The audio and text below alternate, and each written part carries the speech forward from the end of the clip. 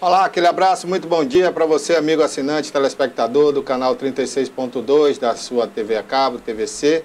Muito obrigado pelo carinho da audiência. Estamos começando mais uma edição do TVI News. Obrigado também a você que nos acompanha pelas redes sociais, pelo YouTube, pelo Facebook ou através das outras redes. Bom dia, estamos agora desfilando as principais informações aqui do sul da Bahia e do estado da Bahia para você. Caroline, bom dia. Bom dia, Barbosa. Bom dia, amigo telespectador. Hoje estamos aqui no estúdio com Gerbson, ele que é presidente da Câmara de Vereadores de Ilhéus e vai estar aqui conversando com a gente. Teremos também Zé do Drone, que vai estar ensinando como pilotar um drone de forma consciente. Teremos também Roberto José com as últimas atualizações da guerra da Ucrânia. Fique aí conosco. Bom dia, Maria Antonieta. Bom dia Barbosa, bom dia a todos. Ok, daqui a pouquinho o quadro PQP com Antonieta aqui nos estúdios da TVI. Jefferson Moraes, muito bom dia, obrigado por você ter vindo aqui aos nossos estúdios para essa entrevista. Jefferson Moraes, presidente da Câmara Municipal de Ilhéus, e vai falar a partir de agora as ações da Câmara nessa sua gestão. Bom dia. Bom dia, Barbosa. Para mim é uma satisfação estar participando da sua audiência junto com a Carol. Vamos trazer as informações de Ilhéus aqui para a TVI. Ok. Jefferson, qual o resumo que você faz da sua atuação nesses primeiros anos aí de gestão da Câmara de Vereadores de Ilhéus? Nesses primeiros meses, né, digamos assim, porque vai completar 2 anos ainda, né? Trabalho, né? Muito trabalho, muita responsabilidade. A gente começou o primeiro ano já sentindo na pele, né, as consequências da pandemia, do 10º reduzido. Nós tivemos que logo em janeiro ter essa noção contábil, essa realidade, porque a arrecadação com os lockdown diminuiu muito e nós tivemos esse impacto, né, no nosso 10º. Então, logo em janeiro, nós tivemos a atitude de reduzir salário. Acho que foi a única Câmara no Brasil que reduziu o salário dos vereadores em 20%. Isso a gente conseguiu se organizar para fazer uma gestão que foi difícil, mas foi uma gestão que começou a mudar os paradigmas da Câmara Municipal de Ilhéus. Nós aprovamos a lei da Câmara Itinerante, que foi um maior sucesso. Você sabe que Ilhéus tem uma geografia muito diversificada, muito grande, território muito grande, maior que o Rio de Janeiro, muitos distritos. E o Legislativo nunca chegou a essas localidades. E com a Câmara Itinerante, a gente fez a primeira Câmara Itinerante em Nema. Em Nema você passa por Uruçuca e a gente pôde ver de perto a realidade daquele povo, os problemas daquele povo. Existe toda uma logística para a Câmara Itinerante. A gente primeiro manda nossos técnicos para lá, eles fazem um estudo, um levantamento, entrevista, ficam sabendo o que de fato está acontecendo. Depois essas informações são transformadas em requerimentos. A gente aprova esses requerimentos, envia para o Executivo.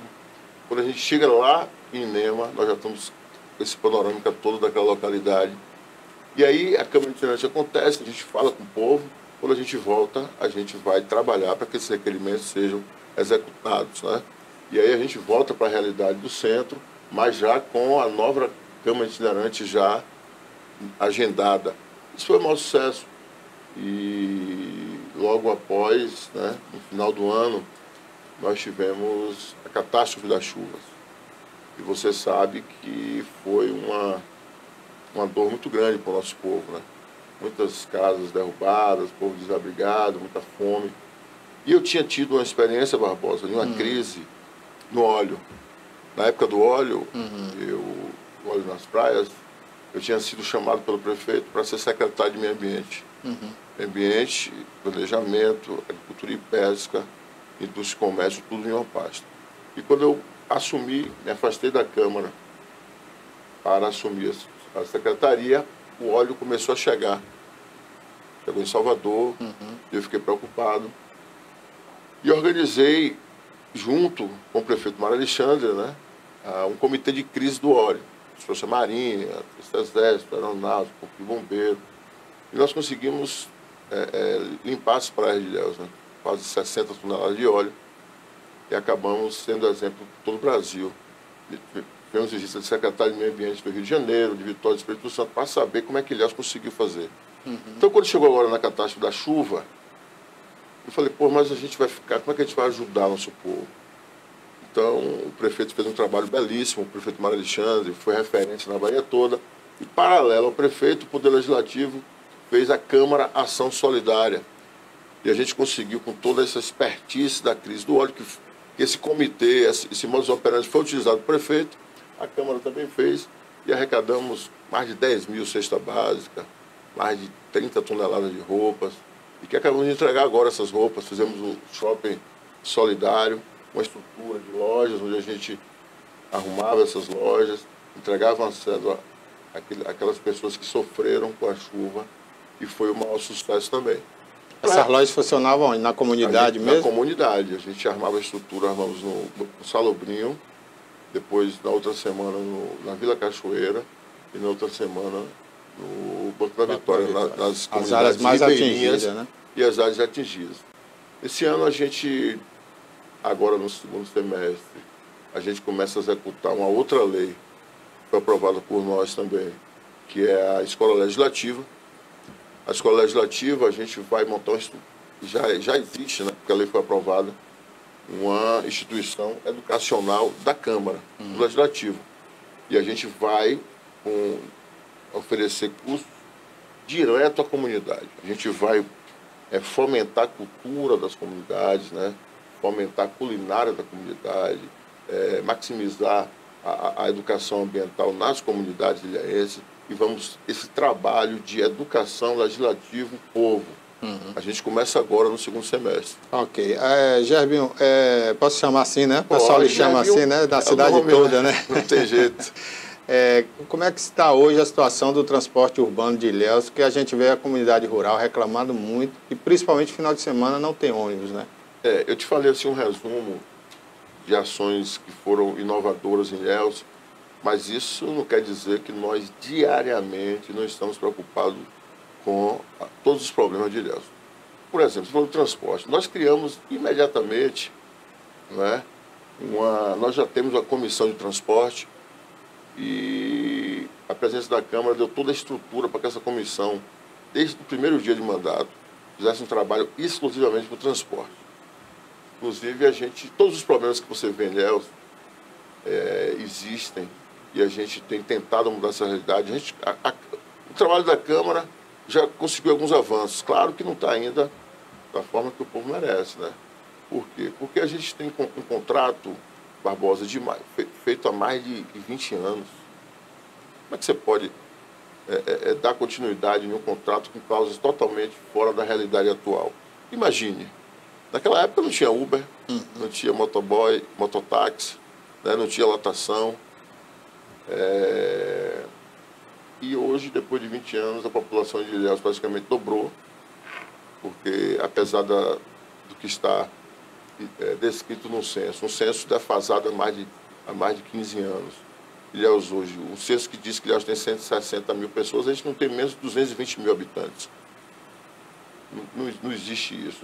E com transporte, né, feito para 20 anos atrás. As mesmas empresas exploram o transporte totalmente arcaico, porque veja que é muito mais. O transporte no Brasil todo passa por uma crise, né? Isso aí é notório. Imagine uma cidade onde você tem um território imenso, estradas de barro, esses ônibus não conseguem trafegar nessas estradas sem quebrar, quando chove piora. Então você veja que é uma realidade difícil, mas não é um problema causado pelo governo PSD. Não é um problema causado pelo governo Mário Alexandre. Nós estamos enfrentando esse problema e tivemos que enfrentar vários problemas de 40, 50 anos de desgoverno total. Mas está sendo feita alguma coisa, Gerbinho, pelo governo para resolver esse problema das vias públicas, né? Para onde principalmente passa o transporte? O que acontece? Com a pandemia, os empresários de ônibus, eles conseguiram lucrar mais que antes. Não sei como, mas a legislação sempre protege os mais fortes, né? Os mais ricos. Por quê? Primeiro, que eles foram subsidiados pelo governo federal, e tiraram a frota de trabalhar. Eles reduziram a frota em 50%. Agora me diga, se na pandemia tem que andar afastado, as pessoas precisam andar afastadas do outro, mais ônibus, né? Eles tinham que dobrar a frota. É. Quando você reduz a frota, você coloca mais gente no ônibus que está circulando. Sim. Então não tem lógica. É. Aí quer dizer, imagina, nós sofremos isso, porque na hora que você reduz a frota e o povo não tem transporte, a culpa não é do governo Maria Alexandre, mas o povo está no ônibus, está no ponto e não tem ônibus para passar, porque a frota foi reduzida legalmente. Mas não tem como a prefeitura fiscalizar isso, Jair? Calma, aí a gente acaba a pandemia e os empresários gostaram de andar com a metade da frota. Por quê? Porque o custo também vai para metade, o combustível para metade, mas o lucro continua o mesmo, porque transporta as mesmas pessoas e um número reduzido de ônibus. E eles insistiam que tinham que continuar. Aí começou os problemas. Nossa população aí, acabaram os lockdowns, população na rua, uma cidade com território imensa e sem ônibus. E aí o que acontece? A Câmara pressionando, começamos a avançar 60%, 70%, 80%, hoje já estamos com mais de 90% da frota trabalhando, né? Uma frota que efetivamente precisa ser renovada. A gente hoje já começa a discutir novas licitações, né? Novas concessões para a realidade atual. A gente começa a discutir a questão do Uber, que já foi legalizada por nós, a questão do mototáxi, melhorar esse serviço também, para que o transporte como um todo, né, ele possa servir a comunidade de uma forma melhor, mais digna. Realmente o problema do transporte urbano não é só de Ilhéus, não é só de Itabuna, não é só em Salvador, né? Isso é no Brasil inteiro. Inclusive tem cidades aí que a prefeitura está subsidiando o transporte para que ele possa rodar, né? Para atender a população. Mas está cada vez mais difícil. Agora, outro dia a gente deu uma ideia aqui até, Jefferson, para essas cidades do porte de Ilhéus, dividir a cidade em regiões e fazer uma nova licitação, entendeu? E, de repente, até colocar ali empresários da própria cidade que querem crescer, e comprar uma frota pequena de 10 carros, de mini ônibus, né, micro ônibus, e aí começar a fomentar isso, porque se ficar na dependência das grandes empresas que vêm participar desses leilões, acaba nisso aí, fica na mão de uma ou duas grandes empresas e eles fazem o que querem, né? É isso, essas ideias suas estão sendo discutidas pela Comissão de Transporte da Câmara. A gente precisa buscar alternativa. Eu digo sempre para os colegas lá que a política não é só você enxergar o erro e criticar. Você precisa trazer a solução. Você precisa, e nós estamos fazendo isso. Outro exemplo, que eu criei uma comissão há 6 meses atrás, uma comissão dos vereadores para fazer um estudo na Avenida Soares Lopes. Não sei se você já percebeu aquela área que nós temos na avenida ali, não tem nada ali. Nada, Então, a Câmara antecipou, nós vimos, criamos uma comissão e já entregamos um relatório ao prefeito, minucioso, de cada metro, técnico, que pode ser feito aqui, o que pode ser feito ali. O que vocês sugeriram, presidente? Um relatório, eu posso depois entregar a cópia. A gente fala, restaurantes, postos de gasolina, a questão do transporte também, que tem estação de transbordo um acesso ali, né? melhor à praia, que ficou muito longe. Ficou muito longe. A gente discute a questão do paisagismo. Por quê? Porque se a gente não fizer isso, daqui a pouco começa a construir uma coisa que vira uma favela. Exatamente. Então, quer dizer, o vereador, a gente tem um trabalho hoje de antecipação. A gente é Ilhéus do futuro, né? Você chega em Ilhéus hoje, você percebe que a cidade está sendo transformada. Sim. E a gente tenta trazer essa política, né, para que a gente efetivamente possa ter uma cidade melhor para todos. Um exemplo até é Aracaju, a orla de Aracaju, né, tem uma área parecida com a Soares Lopes, e eles fizeram quadras de esporte, área para show. Tudo isso a gente contempla nesse relatório. Quer dizer, não é que o nosso relatório, o legislativo não é o poder executivo, mas nós estamos dando um direcionamento. Né? Quando o executivo começar a mexer naquela área, tem um relatório aí. Vocês precisam, no mínimo, partir desse relatório. Então, isso tem que ser feito pelos vereadores, isso está sendo feito pelos vereadores. Ok. Bom, eu queria aproveitar também e falar sobre a questão o senhor teve uma reunião com o Ministério Público, né, para falar sobre o processo de contratações da Câmara de Vereadores de Ilhéus, que ainda não é concursado, né? Como é que vai ser a partir de agora? O que é que vocês pensam em fazer? Na verdade, Você sabe que a Câmara de Ilhéus teve vários problemas e uma das dificuldades que a gente enfrentou foi mudar essa imagem da Câmara de Ilhéus. E a mudança não pode ficar no discurso. A gente precisa trazer o Poder Legislativo para a realidade de onde ele nunca deveria ter se distanciado da Constituição. Então a gente não pode ter quase 400 funcionários e não ter um concursado. Ah, mas o vereador indica e tal, tudo bem. A gente tem que entender que o vereador ganhou a eleição para essa formatação funcional, mas isso não justifica se distanciar da Constituição. Por quê? Porque, na verdade, a Constituição de 88, ela exige que, para trabalhar no serviço público, tem que fazer concurso, né? Com exceção, alguns cargos comissionados de confiança, que, obviamente, se faz necessário na administração pública. Mas olha que é exceção. E cada vereador tem direito, pela lei, a ter os seus assessores. Né? Mas olha que é uma exceção. Você não pode mudar. Você botar 400 de indicação e não ter nenhum concursado. Por quê? Porque a administração pública, independente das eleições, ela precisa dar continuidade do serviço público. Você não pode chegar e 4 anos, né, muda todo mundo e começa do zero a administração pública. Isso não existe. Você precisa ter uma continuidade. Então, os concursados servem para isso. Os vereadores chegam, mas a casa está funcionando. A contabilidade, os relatórios, a imprensa, né, a parte funcional, então a procuradoria, a controladoria. Como é que você pode chegar em 4 anos, zerar, e você toda hora começar. Então significa... Aí perde-se um tempo enorme, né? Adaptação. Não se desenvolve. Porque vai levar quase um ano para o pessoal se adaptar, tomar pé de tudo. A presidência é a mesma coisa. A eleição de presidência lá são em 2 anos. Não pode reeleição. Aí na hora que o presidente entra em 2 anos, sai a administração toda que ele indicou e entra outro zero. Imagine. Então a gente vem conversando com o Ministério Público, a gente vem conversando com os colegas. A gente já está chegando num consenso. Nós vamos fazer um grande concurso. Não vai ser um concurso de 3, 4, 5 vagas, não. Vai ser um grande concurso. Eu pretendo, no mínimo, igualar a Itabuna, acho que com 40 concursados, 50 concursados. Essa discussão, ela é uma discussão, além de uma discussão política, porque você precisa convencer os colegas. Não é fácil, né? Porque matemática é assim, se você paga 400 comissionados e não tem nenhum concursado, para você colocar 40 concursados, você tem que tirar uns 100 comissionados. Sim. Porque você vai ter que tirar para ter salário, plano de carreira, etc. e tal. Primeiro é isso. Então você vai ter que cortar na carne. Segundo, você precisa fazer um trabalho muito técnico. Contabilidade, índice, plano de carreira. Porque você vai botar um funcionário concursado, sua expectativa de plano de carreira.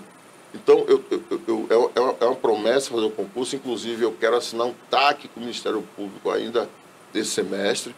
Mas nesse TAC vai prever um cronograma para que nós possamos chegar a esse grande concurso. É a segunda reunião, já tem outra reunião marcada para dia 7, e a gente vai avançando nesse sentido do concurso. E vai ser bom, né? Porque vai ter funcionários efetivos na Câmara que vai continuar o trabalho independente do mandato, né? Porque é ruim, às vezes você está ali, né, seguindo o seu trabalho e é interrompido por ser um cargo comissionado. Sendo um cargo efetivado, não. Ele vai continuar exercendo o seu trabalho independente de quem esteja no mandato. Com certeza, Carol. A gente... Isso vai agregar, né? Além disso tudo que você está falando que é importantíssimo, tem a questão também da capacidade técnica do servidor. Sim. Né? Quando você faz o concurso, você passa por uma avaliação, por provas, onde você... Prova, né? Querendo ou não, de certa forma, a competência para poder exercer aquele cargo. Quando você consegue aquela vaga, você provou que tem competência. Exato. Você não vai chegar naquele cargo, Barbosa, sem saber o que fazer. Sim. Você já provou que sabe. As indicações nem sempre são assim, você sabe disso. Inclusive, os próprios funcionários que estão lá hoje podem participar do concurso. Pode. Né? E as indicações, claro, tem funcionários indicados lá que são excelentes profissionais, mas tem outros que não são. Sim. Então você precisa ter um quadro fixo, competente, né, para que dê continuidade a esse poder tão importante que é o poder legislativo. É um poder que você precisa ter uma noção de legislativa, não é? Requerimentos, indicação, leis, decretos. Então, você precisa ter uma noção de contabilidade, você recebe dinheiro público, esse dinheiro público pode ser gasto assim, não pode ser gasto assim, tem contabilidade. Como é que você não tem um quadro de servidor efetivo, né, para que possa gerir tudo isso? É verdade. Toné, quer fazer uma pergunta? Bom dia, presidente. Bom dia. Eu quero voltar aí ao transporte público. Não sei se foi no final do ano, teve uma confusão, pediu até uma CPI, não foi de transporte público. Essa CPI chegou a ser instaurada, não? Vamos lá. É como eu tenho dito, a Câmara de Ilhéus, ela vem sendo exemplo de... E como poder legislativo, ele precisa se comportar. Submissão de um poder ao outro, isso é inconstitucional. Então, o que acontece? No momento que nós, vereadores, né, tivemos a informação de que 16 milhões foram subsidiados para essas empresas de transporte, nesse momento, a Câmara se assustou, Bárbara. A Câmara disse, espera aí, porque nós, o Poder Legislativo, a gente reflete muito o que o povo está sentindo, né? Nós representamos esse povo. Naquele momento, por uma falta de comunicação, a gente, para abrir uma CPI, precisamos de 7 assinaturas. Ok. Existiram as 7 assinaturas, e a CPI foi aberta. A CPI, ela tem que ter um objeto certo, direcionado. Você não pode abrir uma CPI subjetivamente para investigar o que você quiser. Não, tem que ter um objeto certo. Qual era o objeto certo? O contrato que o executivo firmou com as empresas de transporte, né, com esse subsídio de quase 16 milhões de reais. Sim. Nós queríamos saber como é, 16 milhões, a gente precisa de explicação, como é isso. E aí foi instaurada a CPI. A CPI, ela começou a se desenvolver de uma forma normal, tranquila. Inicialmente, né, aquele momento onde aquela dúvida pairou no ar, ela foi diminuindo. Isso é fato. Porque observamos que o acordo teve o acompanhamento do Ministério Público. Foi um acordo que chegou lá, fez o acordo e pagou o dinheiro. O Ministério Público acompanhou o início, o meio e o fim do acordo. Também, durante esse período, percebemos que esse acordo foi homologado pelo Judiciário. O juiz homologou esse acordo, publicou. Então, um acordo homologado, ele vira uma sentença. Então, aquela dúvida que nós tínhamos no início, com 2 meses, nós já estávamos... Não, mas o Ministério Público acompanhou. Não, mas o juiz homologou. Não, mas o Brasil todo está fazendo isso, que você acabou de dizer aí. Então, olhe que algumas dúvidas que até a população tinha, que isso nunca tinha sido feito antes, foram tiradas no curso até dessa CEI. O que é que acontece? Nós vivemos no país democrático de direito. E eu, como presidente, eu tive vários pedidos de arquivamento da CEI. Vários que eu digo, mais de 7 ou 8 pedidos. E, monocraticamente, neguei todos. Falei, não. Melhor esclarecer. Não é porque eu sou do PSD, não é porque eu sou, faço parte do grupo político do prefeito, que eu vou arquivar a CEI se não tiver fundamentação legal. Deixa o povo investigar. Essas dúvidas estão sendo tão importantes, tirar essas dúvidas. Exatamente. Um estudo, por exemplo, eu fui obrigado a fazer um estudo, eu, como vereador, como meus colegas tiveram que fazer. Né? A gente percebeu até que o acordo poderia ser feito formatado de uma forma melhor, um pouco melhor. E não foi até porque não houve essa discussão antes. Mas vamos lá. Vira um ano, né? Dezembro, janeiro. E aí eu recebo um requerimento pedindo o arquivamento da CEI. Por quê? Porque a lei federal ela exige que qualquer investigação parlamentar de inquérito, ela peça uma prorrogação de prazo na mudança de um exercício. A lei está lá. Mudou o exercício, antes de mudar, pede a prorrogação de prazo, senão a lei é arquivada. Aí não teve outra saída.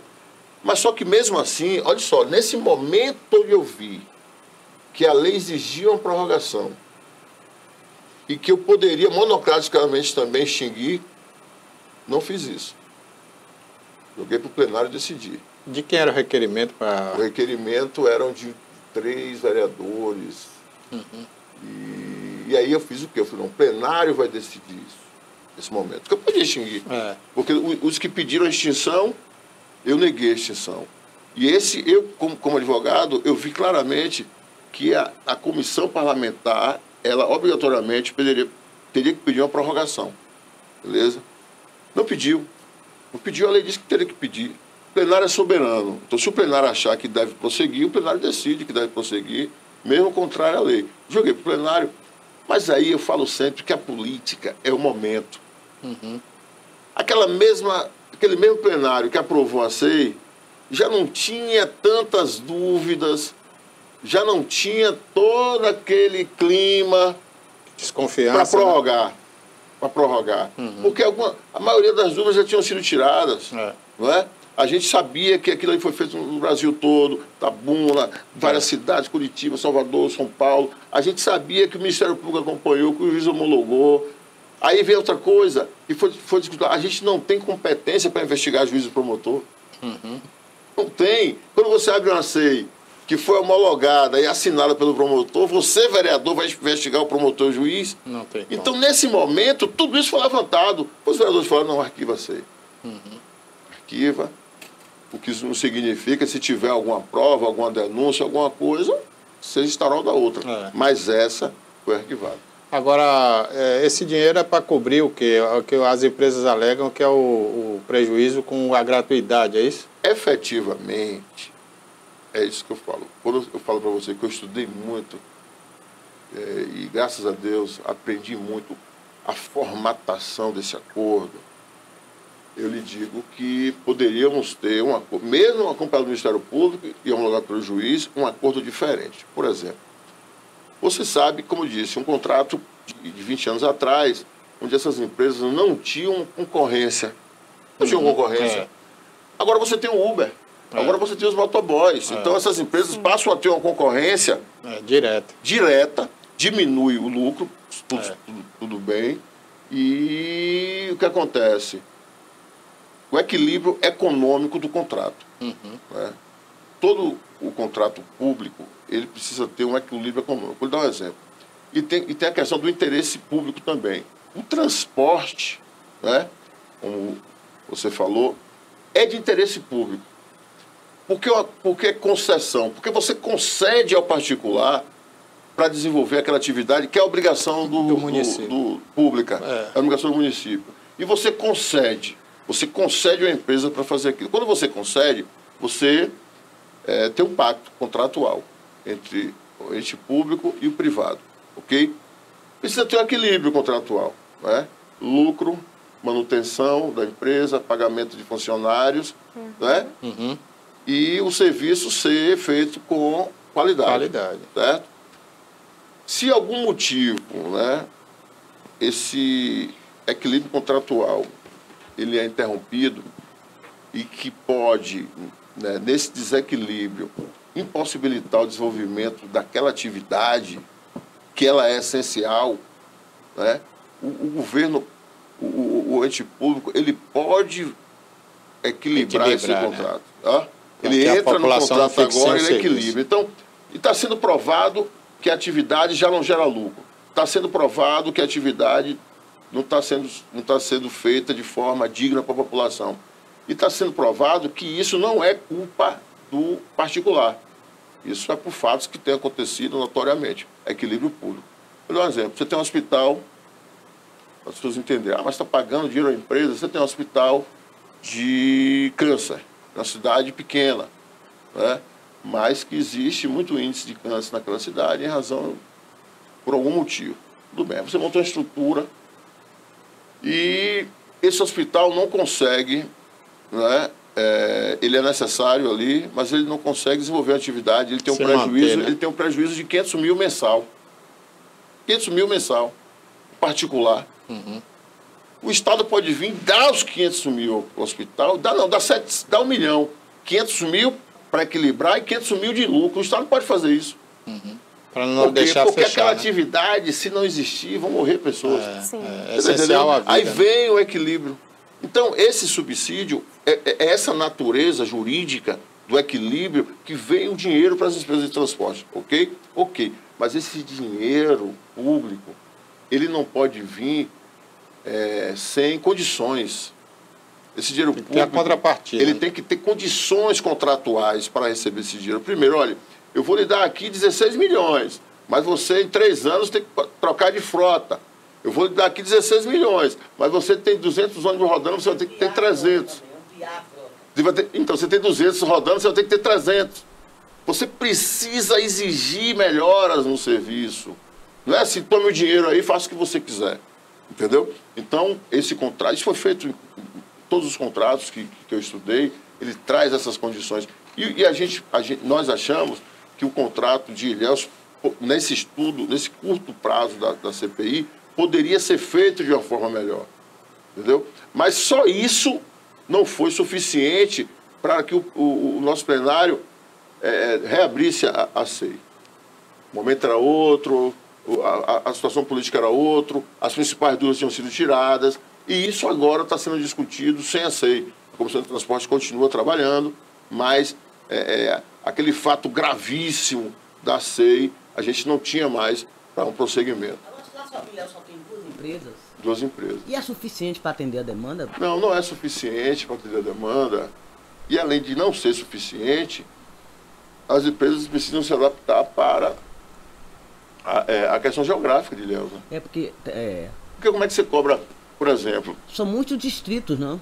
R$4 a passagem, R$4 e pouco. Você vai lá em Nema, 100 quilômetros, e volta, R$4. Você vai no Pontal e volta, R$4. Então, o que acontece? Um novo contrato, que eu estou te falando, precisa estar vendo tudo isso, até para o serviço ser bem feito, dizer, olha, nós precisamos, tudo bem, vai manter o R$4 para ir para Inema, mas essa empresa que vai para Inema, ela precisa ter um tratamento diferente da que está no centro. Tudo isso a gente precisa rediscutir o transporte de Ilhéus. É o que estamos fazendo. Esse é o grande gargalo, realmente, é o transporte urbano, porque as pessoas utilizam isso todo dia, né, para ir para a escola, para ir para o trabalho, enfim. E sem transporte não dá. E realmente essas empresas hoje deixam as prefeituras refém, né, porque são poucas empresas, tem um monopólio no Brasil, tem um grupo que domina esse transporte nas grandes e médias cidades, a gente sabe disso, né? E todo lugar está passando problema também em função da concorrência, como você falou. A chegada do Uber, né, deixou isso bem claro. As pessoas hoje se juntam ali em 3, 4 pessoas, né? Andam confortavelmente, chegam mais rápido e pagam a mesma preço, talvez menos, né, do que o transporte urbano. Isso é um problema que tem que ser discutido, claro, e as prefeituras, né, têm que estudar uma maneira aí de trabalhar melhor essa situação do transporte urbano. Acho que no futuro as empresas vão ter que ter menores ônibus para andar melhor na cidade, né? Sim. E mais conforto, porque assim elas concorrem melhor. Mais veículos, né? Porque não adianta um veículo que suporte uma quantidade maior de pessoas e ser o sufoco que hoje, exatamente. Né? As pessoas querem andar confortavelmente. Da situação, da precariedade das estradas vicinais. Uhum. Que aí eles alegam muito isso, não é, presidente? A manutenção, que quebra ônibus toda hora, que tem muito buraco, muita lama, né? Essa informação aí, ela é crucial para se discutir transporte em Ilhéus. Uhum. Ilhéus é muito grande o território. Itabuna, né? É um centro, Ilhéus. E aí o que acontece? A gente precisa de eu tenho discutido muito na Câmara com os colegas, encarar essa realidade. Seria muito precisaríamos de muito recurso para melhorar as estradas. Sim, vamos encarar. A gente construiu uma ponte que também tomou uma chave impossível. Uhum. Então, vamos encarar essa realidade de melhorar, né, nossas estradas do interior, porque a gente aí vai conseguir um serviço melhor de transporte. Os ônibus quebram, chove, muito buraco, os ônibus ficam, as empresas, um ônibus que poderia transportar durante 5 anos, acaba 2 anos, o ônibus já está todo quebrado, e a empresa tem mais prejuízos, assim o custo fica maior do serviço. Então isso precisa ser discutido também, para que a gente possa avançar e mudar a realidade. transporte de Ilhéus. Ok, vamos aproveitar e registrar aqui o chat, né? Tem uma mensagem aí, Carol, vamos colocar Sim, aí. uma mensagem do Sandro Silva. Ele que está acompanhando, ele colocou aqui. É importante que doutor Gerbson ressaltar que quando ele foi secretário de administração de Ilhéus, como também a reeleição do presidente, isso é importante. Acho que foi mais um comentário para ressaltar. Não, na verdade, ele quer, esse telespectador, Ele é de Brasília. que eu fale um pouco quando eu fui secretário de administração. Sim. E quer também que eu fale sobre a reeleição, né, da presidência. Isso. Eu acho que é isso que ele quer falar. isso, Você ele- também antecipou com o Itabuna? Não, rapaz, a gente está passando por Ilhéus por uma situação, tipo, a lei proíbe a reeleição em Ilhéus. Ah, é? A lei orgânica nossa, ela proíbe a reeleição. Ah, E o povo quer que eu seja reeleito presidente da Câmara. Isso aí. Isso talvez seja o comentário dele. Isso que você aqui. está Foi vendo isso. aí no meu PV, nas redes sociais, o povo quer que a gente dê continuidade. Tudo bem. Primeiro, a gente precisa convencer os vereadores disso, porque a gente precisa mudar a lei. E para mudar a lei, é uma votação qualificada, tem que ter 14 votos de 21. Né? Uhum. E aí, muitos colegas, Jefferson, vamos tentar a reeleição, a gente precisa continuar esse trabalho. Eu tinha dito em sessão, na sessão de NEMA, na sessão itinerante, em algumas sessões aqui, que eu não queria reeleição, porque eu entrei no jogo sem ter reeleição e que os colegas preparassem aí para dar continuidade ao trabalho. Tinha falado isso. Só que a gente não conseguiu uma unicidade, né? Não apareceu um colega assim que reunisse uma quantidade de votos assim para ser presidente, até agora. Uhum. E alguns colegas falaram, rapaz, vamos tentar. Tentei, né? Colhi algumas assinaturas semana passada. Chegamos perto de 14. Por incrível que pareça, quer dizer, se fosse uma eleição normal já estava eleito, precisa de 11. Uhum. Mas sai de 14. Cheguei próximo ao 14. Só que eu senti que precisaria fazer uma campanha mais agressiva, que eu precisaria realmente expor convencimento, chamar a população para isso, e não é o momento. A gente está para a eleição em outubro agora, a gente tem prioridades, né? Uhum. Nós somos, o nosso grupo tem candidato a deputado estadual federal, e aí 2 eleições ao mesmo tempo, aí eu recuei. A decisão minha, decidi recuar, porque um colega que tinha assinado, eu já me aproximando das 14, protocolou um requerimento pedindo para retirar a assinatura. Ah. Eu cheguei em casa, eu abro o celular, tá lá um colega pedindo para retirar. Eu falei, epa, sinal. Na política, tem um sinal amarelo. Eu sempre falo isso. Na política, você tem que enxergar o sinal amarelo. Uhum. Se você não enxergar o sinal amarelo e ele ir para o vermelho, aí é sabe o que acontece? Perde o time. Perde o time. E na política, quando você perde o time, você não consegue voltar. Desequilíbrio. Verdade. Então, naquele momento que eu cheguei, que eu vi um colega retirar a assinatura, eu falei, epa, peraí, um retira, aí eu vou ter que ir atrás de outro, aí o outro vai começar o jogo.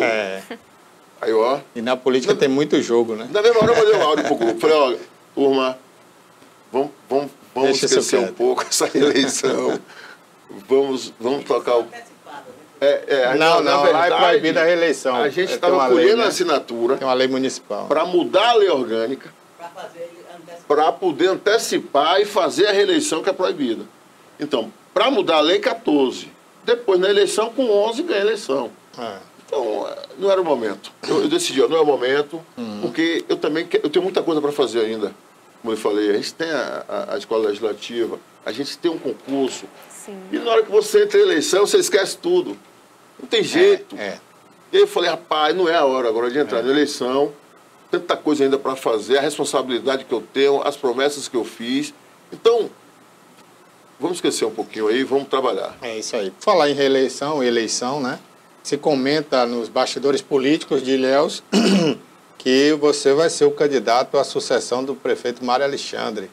É verdade? Você tem conversado sobre isso com o Mário Alexandre? Eu costumo falar, né? Eu estava dizendo para você aqui o meu currículo, advogado há 22 anos, a advocacia atuando de domingo a domingo. Eu como presidente, não posso advogar, mas meu escritório trabalha lá com 5 advogados. Você mantém o seu escritório. O escritório é referência jurídica na cidade de Ilhéus. Né? A gente tem uma empresa jurídica de 22 anos. E, paralelo a isso, eu ocupei o cargo público de subprocurador-geral do município, presidente da Mara Mata, secretário de Meio Ambiente, secretário de Administração, juiz leigo. Ganhei eleição para vereador. Aí, com os 2 anos, o prefeito me chama para ser secretário de Meio Ambiente, Desenvolvimento Econômico. Volto para a Câmara, sou eleito o vereador mais votado da cidade e presidente da Câmara. Está faltando o quê agora? Um cargo maior, né? Aí, na verdade, eu sempre digo assim, ó, eu me preparei a vida toda para isso. Sim. Eu estou preparado, eu conheço a administração de Ilhéus, eu sou apaixonado por Ilhéus, eu vivo Ilhéus 24 horas, trabalho 24 horas para a cidade. Então, é óbvio que as pessoas enxergam, né? Por que enxergam? Porque o nosso grande líder é o prefeito Mário Alexandre. A gente reconhece isso. O prefeito, médico há 20 anos, a mãe, deputada, 3 mandatos, ganham eleição, depois ganham a reeleição com mais voto, não é? Com mais voto, está aprovado a liderança de Mário. Não adianta a oposição, não aprovado. Onde Mário chega, Mário é ovacionado, o pessoal abraça Mário, o pessoal beija Mário. Então, é o nosso grande líder, é o prefeito Mário Alexandre, mas ele não pode ser candidato. A mulher não pode ser candidata. A mãe não pode. Aí o povo enxerga quem? O povo enxerga quem está do lado dele, desde o início, quem está com esse currículo. Não é? O povo enxerga isso. Agora, a gente precisa ter a serenidade, a humildade, de saber que isso é construído a cada dia, de saber que existem outras pessoas no grupo que também têm essa pretensão, e de que vai ter um momento certo do nosso grupo escolher. E se eu for escolhido, a gente vai realmente abraçar e vamos tentar vencer. É isso aí. E ainda bem que o Mário pensa desse jeito também, né? De fazer sucessão, porque tem prefeito que não gosta de fazer sucessor, né? Então, Ilhéus realmente precisa, né, dessa definição. Carol, você quer fazer uma pergunta? Não tenho nenhuma pergunta. Sei que era uma pergunta. Então tá bom. Toné, quer mais uma pergunta? Eu tenho mais uma pergunta. Ilhéus está passando por um momento muito bom de empreendimentos imobiliários, construções e mais construções. Um momento realmente muito importante. Agora eu queria saber se existe uma fiscalização sobre o uso desse solo urbano. Como é que está isso? Vocês têm condições de monitorar isso? Porque é muito condomínio surgindo, é muito loteamento. Como é que faz isso? Como é que dá para fiscalizar? Qual o papel da Câmara aí nesse negócio? O papel da Câmara aí ele é essencial. Né? A gente precisa ressaltar, quando eu falei lá atrás que eu fui presidente da Mara Mata e secretário de Meio Ambiente, quase 16 anos atrás, foi nesse momento que nós criamos a Secretaria de Meio Ambiente de Ilhéus. Foi nesse momento que nós criamos o Conselho de Meio Ambiente, o CONDEMA. Foi nesse momento que a gente começou a preparar Ilhéus para esse momento de hoje. Né? Então, nós temos servidores técnicos da mais alta capacidade. Né? Cada condomínio desse, cada edifício desse, até o Cidadeli aqui, perto de Itabuna, Ilhéus, temos o Cidadeli lá em Ilhéus, o Cidadeli Praia do Sul. O Cidadeli Praia do Sul teve quase 8 anos para ser liberado o condomínio, porque toda a questão técnica, né, a Secretaria de Meio Ambiente de Ilhéus está preparada. Então, nenhum condomínio, nenhum edifício desse sai sem cumprir necessariamente a legislação. Agora, essa legislação, ela veio se modificando, o papel da Câmara, ela veio se aperfeiçoando, né? Ela veio trazendo a legislação para uma nova realidade de Ilhéus. Por isso que IPTU verde, por exemplo, é a legislação que foi a Câmara que criou, alguns incentivos fiscais e condominiais que fizeram com que esses empresários procurassem Ilhéus, tudo isso foi a Câmara, tudo isso foi um trabalho coordenado por nosso grupo. Agora, quando você fala em termos de fiscalização geral, a gente precisa avançar mais. Como? Uma cidade que tem 84 quilômetros de orla, né? Uma cidade que tem um território maior que o Rio de Janeiro. Então não adianta você ter a melhor legislação do mundo se você não tiver efetivamente a fiscalização em loco, né? Porque esses grandes condomínios, eles passam por essa fiscalização.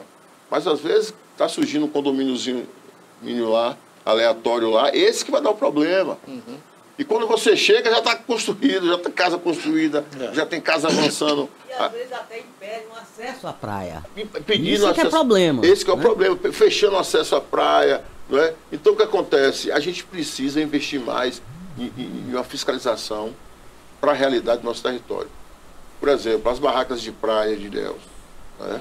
As barracas de praia de Ilhéus, elas estão nesse conceito de realidade nova, de legislação nova.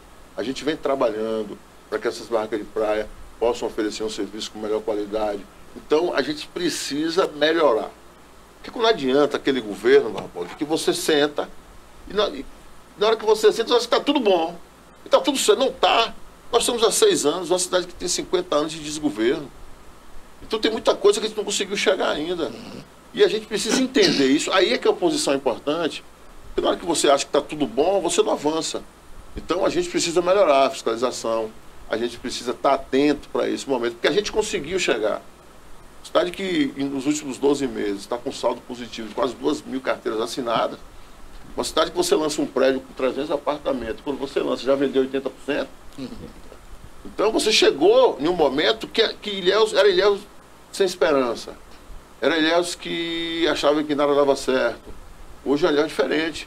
Sim. Hoje é o Ilhéus do Vesúvio Praia, funcionando. Novas cabeças, novos empresários. No nosso governo, o Vesúvio da Avenida estava fechado. É verdade. Hoje nós temos 2, do Bataclan, do Morro dos Navegantes. Sim. Aliás, Aquela avenida linda ali. A gastronomia realmente... Da gastronomia, do Costa do Cacau, o Hospital de Alta Complexidade, da maternidade infantil. Sim. É o Ilhéus da duplicação, o Ilhéus Itabuna. Essa é a realidade nossa. Parabéns aí, realmente. O governador trabalhou firme nessa gestão aí do Rui Costa e também do Mário Alexandre e transformou Ilhéus. E você também está de parabéns, Gerbinho, e eu espero que vocês continuem trabalhando para o futuro de Ilhéus, que agora vem aí o Porto Sul, muita coisa vai mudar ainda mais e para melhor, não só em Ilhéus, mas em toda aqui a região, né? Obrigado por você ter vindo aqui, viu, Gerbinho? Obrigado, você tocou no outro vetor de desenvolvimento, que é o Porto Sul. É só em outra entrevista. Eu quero marcar um programa para a gente debater esse tema, porque vai mudar muito o plano diretor de Ilhéus. Né? Nós estamos, inclusive, trabalhando agora o plano diretor de Ilhéus.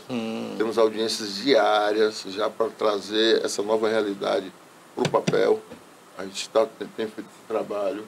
Eu queria só, Valdir, pedir obrigado a vocês, parabenizá-los pelo programa aqui, por sua audiência, pela qualidade técnica que vocês desenvolve esse programa e agradecer e parabenizar os colegas, né?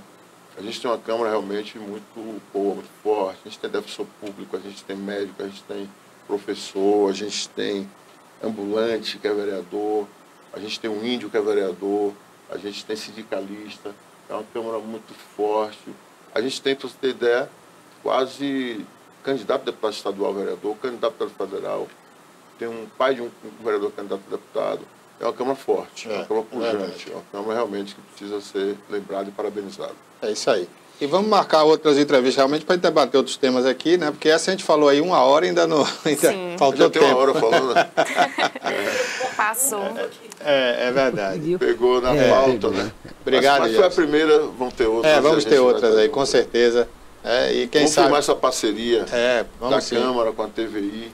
Vamos sim. E quem sabe você, como advogado que é também, né, que tem um trabalho brilhante aí, fazer parte aqui de um quadro aqui do TVI. Eu tenho DRT, eu tenho um programa de rádio. Você tem um programa, é verdade. Falando direito. A gente deu um intervalo agora, mas era um programa que tinha mais audiência na rádio, né? E a gente sabe, eu tenho a noção da comunicação, a importância da comunicação. Você não se faz nada, não adianta você querer, para você, o povo não saber o que está acontecendo. Né?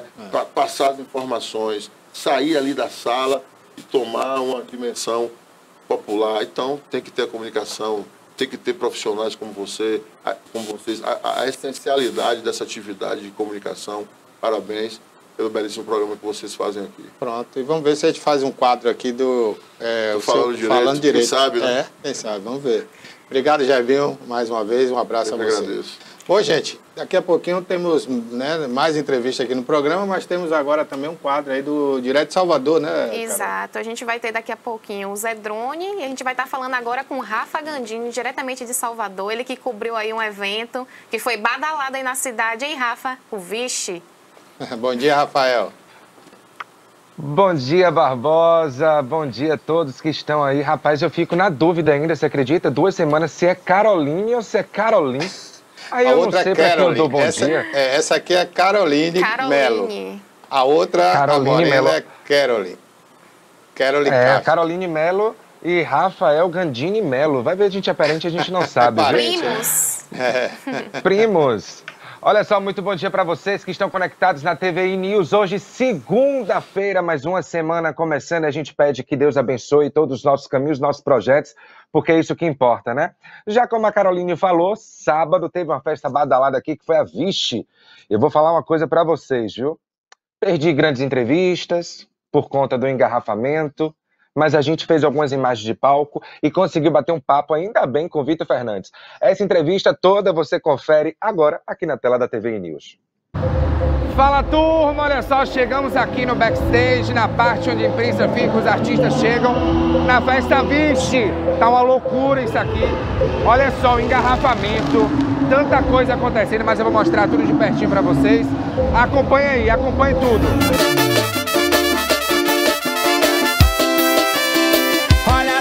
Pensando o quê? Cê tá achando que eu sou chiclete, mas diga agora e já esquece. Oi, tu não me merece. Olha só, turma, sabe de uma coisa? 43 mil pagantes não é pra qualquer evento. Tô aqui agora com o responsável por trazer esse evento maravilhoso que é o Vixe, Marcelo Brito. Bora. Chegue mais. Joia. Me conte aí, 43 mil pessoas. Graças a Deus, né? Coisa boa. Pós-pandemia, o povo louco, enlouquecido para poder curtir um grande evento da cidade e deu aquilo que deu. Maior Vixe até hoje realizado, sucesso total.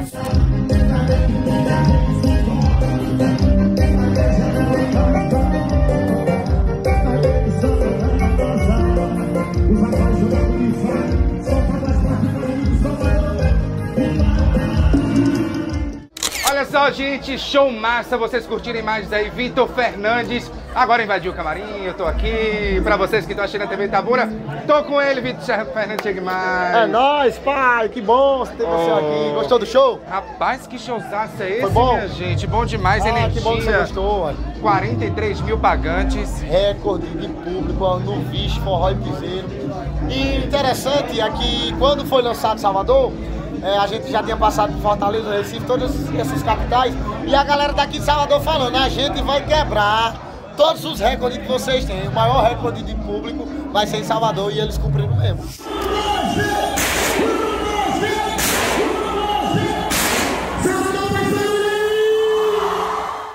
Eu sabia disso na hora que eu tava vindo pra cá, eu demorei 1 hora pra chegar aqui, rapaz. Cara, macho, uma hora! Eu tava pertinho, eu tava a 5 minutos daqui, o trânsito tava tão grande que foi meia hora pra me chegar. Foi um negócio absurdo. Agora eu tenho uma pergunta pra lhe fazer. Porque como eu tô sendo correspondente deles aqui, você já tocou em Itabuna? Eu já toquei em Itabuna, dizendo meu assessor, mas se eu não toquei, eu vou tocar novamente. Porque eu olhei a agenda tem poucos dias e tá lá em Itabuna. Se não tocou, vamos tocar e a gente vai estar lá junto com você. Se eu não toquei, eu vou tocar, e se eu toquei, eu vou tocar novamente. Ô, coisa boa. Vitor, obrigado, viu? Valeu, Deus Cheiro em abençoe. Você também. E bora curtir o Vixe, que aqui Bora. é recorde. É isso, pai. Bora, meu Salvador, minha Bahia.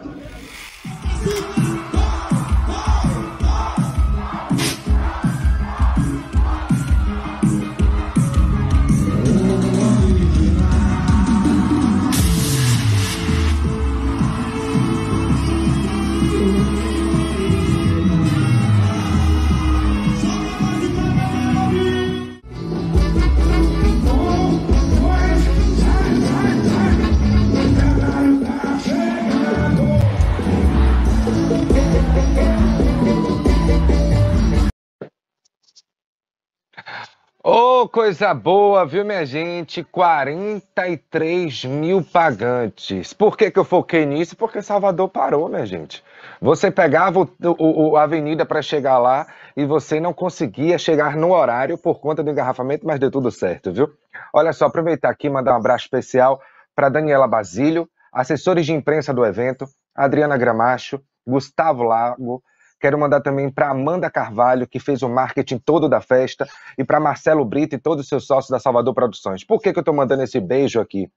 Porque é muito bom quando a gente está retornando para a área da comunicação, a gente ver amigos abrindo portas, amigos fazendo questão de ter você no evento para estar cobrindo, para estar ali vendo de perto o que está acontecendo. Então, muito obrigado a todos vocês. A Adriana Gramacho foi um amor comigo, me recebeu de uma forma maravilhosa, e muito obrigado de coração a todos da equipe Salvador Produções. Comentei assim que eu saí do evento, que equipe maravilhosa, de posto médico, a tudo estava 100%, inclusive as bandas, que saía uma, entrava outra, no horário, tudo corretinho. Parabéns a vocês, não tenho o que falar dessa festa.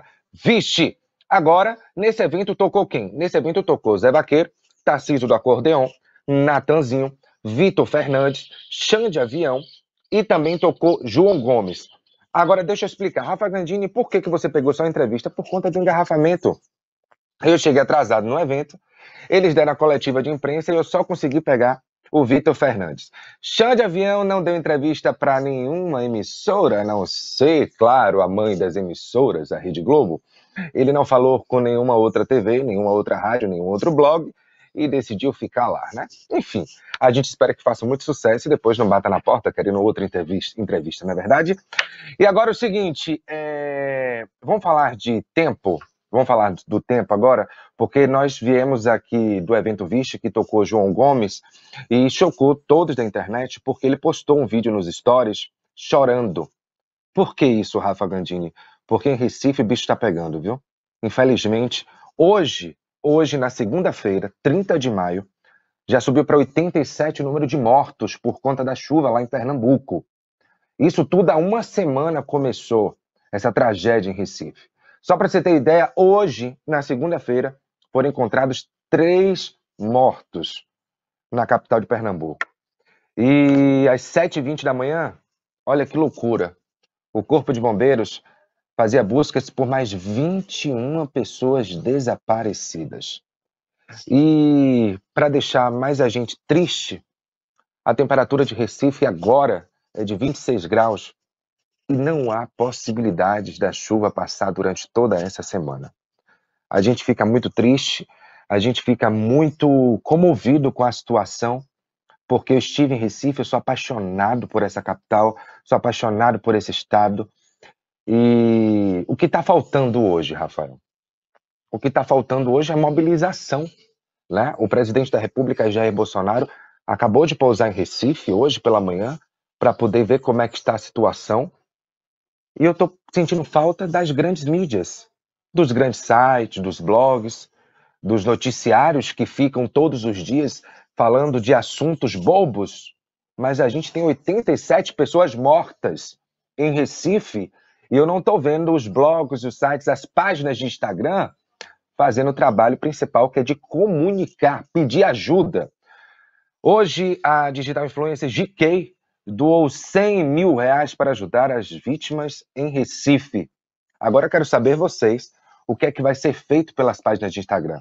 Vamos continuar falando de Pantanal? Vamos continuar falando de notícias que não são relevantes? Ou vamos atuar de fato para o nosso verdadeiro papel na comunicação, que é ajudar o próximo? Então fica aqui o meu pedido, o meu convite a vocês, colegas da imprensa, que façam o verdadeiro papel. São 87 pessoas até hoje, segunda-feira, 30 de maio, mortos em Recife. E mais 21 pessoas na manhã de hoje desaparecidas. Já que estamos falando do tempo, vamos voltar aqui para a capital baiana. Salvador, a máxima hoje é de 28 graus, a mínima é de 25, mas a sensação térmica fica em 31 graus. Mesmo chovendo, mesmo com a temperatura oscilando de 28 para 25, você percebe que a sensação térmica ela vai ser um pouco maior, vai para 31 graus, então a gente não vai ter frio hoje durante o dia. E durante a semana, no decorrer da semana, a gente vai falando como é que está esse tempo aqui na capital baiana, inclusive em Recife também, a gente vai atualizar vocês com essas notícias de Pernambuco, que é uma notícia triste, que infelizmente a gente não queria começar a semana dessa maneira, mas infelizmente a gente precisa tocar nesse assunto para que as pessoas possam ajudar, para que os órgãos competentes possam chegar até Recife, como o presidente da República já chegou lá hoje pela manhã, e tentar fazer algo por essas pessoas, independente se é no Nordeste, se é no Sul, porque a gente tem essa cultura de não querer noticiar o que é do Nordeste, né? Infelizmente, a gente tem essa rixa dos sulistas com os nordestinos, mas a gente precisa parar com isso, porque são vidas, independente dos estados que nós estamos noticiando. Eu volto com vocês nos estúdios. Um abraço para Barbosa, um abraço para Caroline, agora sim, isso o nome aí. Certo. E a gente Realmente, volta amanhã Rafa, na terça-feira. Isso que você está falando.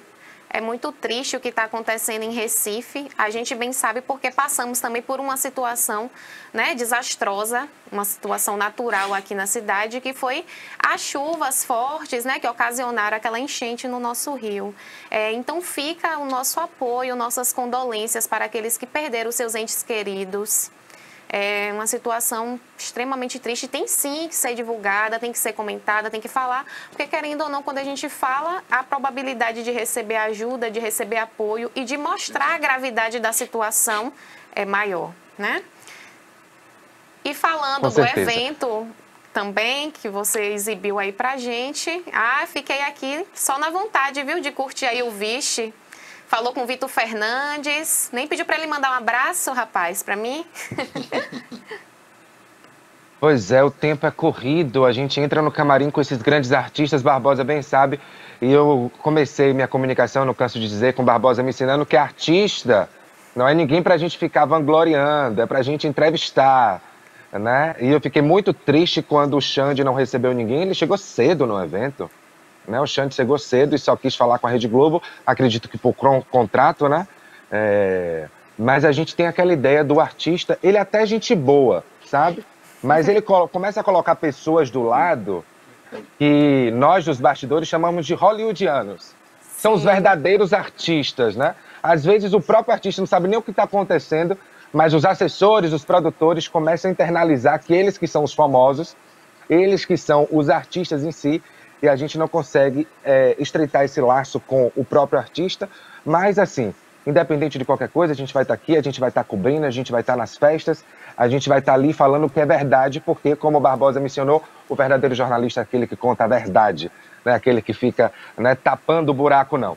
Um abraço para vocês, eu volto amanhã às 10h40, quase errei o horário, hein? Às 10h40, um cheiro para vocês, fiquem com Deus, e é isso. A gente vai acompanhar de perto tudo que está acontecendo em Recife, e pedindo a Deus que não venha mais nenhuma morte por aí e que essas 21 pessoas que estão sendo procuradas pelo Corpo de Bombeiro na manhã de hoje sejam encontradas. Um abraço para vocês, fiquem com Deus, até amanhã.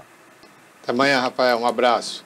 A gente lamenta muito essa história de Recife, né? Eu tenho muitos amigos lá e espero que as chuvas, né, cessem por lá e pare de morrer gente. E daqui a pouco a Bahia vai ajudar também, como o Recife ajudou aqui a Bahia, né? Tenho certeza que a solidariedade baiana vai prevalecer.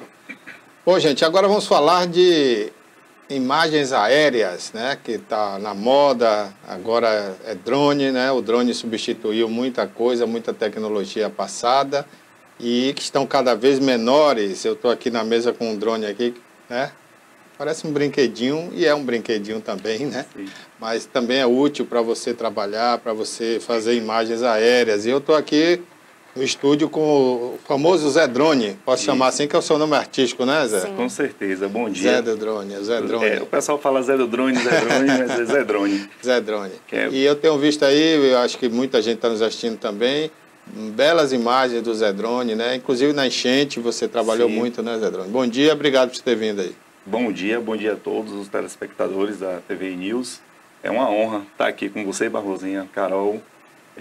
Primeiro, parabenizar pela sua estrutura. Assim, a gente está tão perto aqui e tão longe ao mesmo tempo, que trabalho na comunicação, mas não conhecia, né? Não conhecia e está excepcional. Obrigado. Então, questão da enchente. A gente sofreu bastante aqui na nossa região e quero expressar aqui também minhas condolências, né, para os amigos lá de Recife, e que com certeza os baianos vão chegar junto, a gente vai ajudar eles. Com certeza que a gente foi muito ajudado. Na questão da enchente foi uma questão muito peculiar, Barrosinha, que a gente ficou naquele trauma, a gente não estava sentindo o que estava passando, né? E a imagem aérea, ela deu uma dimensão maior para a gente do que realmente Itabuna viveu. Um desastre, né? O verdadeiro desastre. A gente só conseguiu visualizar, eu mesmo tenho tantas imagens lá que eu não tive coragem nem de publicar, porque realmente são imagens fortes. Né? E que repercutiu a nível mundial. Internacional. Né? Internacional. Tem uma imagem sua mesmo que eu não sabia que aquela região tinha recebido tanta água e só vi através do drone, que foi ali na Nova Itabuna. Nova Itabuna. Ali de Boiara, aqueles botijões, né? Aquela Sim, coisa. ali é Rua de Palha. Rua de Palha, ali estava intransitável. Você teve 2 pontos ali ferradas, não passava, né? Que tem ali os condomínios de Ubiabá e Gabriela. Mais adiante, a Rua de Palha também não transitava. E o Rubens 4, onde eu fiquei ilhado, também não... Ninguém passava, ninguém ia nem vinha. Só o jet, né? Que estava fazendo aquele apoio para poder dar... E lembrando ajuda. Que ali é uma rodovia, né? Ali é a rodovia BR-415. Que liga o centro-oeste do Brasil ao litoral aqui, que é Ilhéus, correto, né? E passando por Conquista, né? Barreira. Justamente. E ficou intransitável. Mas você tem também outras imagens bacanas, de shows, né, de eventos, da cidade de Ilhéus, de Itabuna, eu já vi várias imagens suas. Sim, várias imagens. Recentemente você fez das obras aí da BR, né? Que repercutiu bastante. A 620, 649. Né? 649. A obra da BA 649, que é uma obra que muita gente não conhece e certo um tipo de curiosidade. E aí as pessoas procuram, a gente está acompanhando para poder... manter a população informada. Você colocou agora recente que ela chegou até o Salobrinho, né? E você está acompanhando, né, Barrosinha? Estou acompanhando. Ela chegou, Barrosinha, ali no quilômetro 25, onde tem um restaurante famoso ali. A obra está até aquele ponto. Eu fui até o Salobrinho porque tinha essa dúvida, né? Os seguidores lá comentam, dão uma sugestão também para a gente estar fazendo esse voo. E aí a gente identificou que ela está ali até no KM25, que é próximo ali onde tem um restaurante bem famoso aqui na estrada da cidade. Agora, o que é que você já fez assim de mais curioso, Zé Drone, nessa jornada sua com essa tecnologia? Rapaz, eu estava fazendo uma cobertura na cidade de Teixeira de Freitas, de uma área, inclusive foi nesse período de chuvas.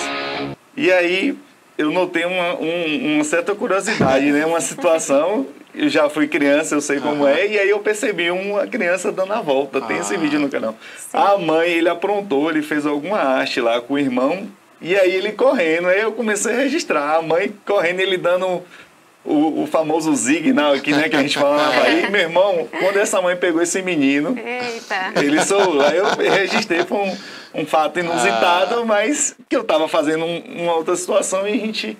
acabou captando ali, né? Algo assim... Inusitado. Né? Deixa as imagens aí, pode deixar rolando, Cássio. Falar inusitado, né? Já teve aquela cena assim de você estar sobrevoando aí, sei lá, uma residência que tem piscina, um motel, e pegar uma cena daquelas assim. Não, aí a gente parte para o princípio das leis, né? Que a gente tem que...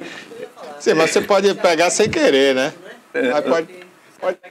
Jurídico. Isso. Mas pode acontecer sem você querer. Não, sem você querer, lógico. Você está filmando a cidade. Esporadicamente. Mas nem toda área você pode. Ou você tem que ter permissão de uma área. Correto. Do proprietário. Essa que é importante. Então, toda área você tem que informar. Por exemplo, eu vou fazer um registro ali na Beira Rio. Eu tenho que entrar lá, eu tenho que ter meu drone todo documentado. Eu tenho que solicitar o voo, não é chegar lá e fazer o voo. Eu tenho que solicitar esse voo para o DECEA, que é o Departamento de Espaço e de Controle Aéreo. E lá, nesse site, você vai informar esse voo até por uma questão de segurança. Aí a gente parte para o princípio, né?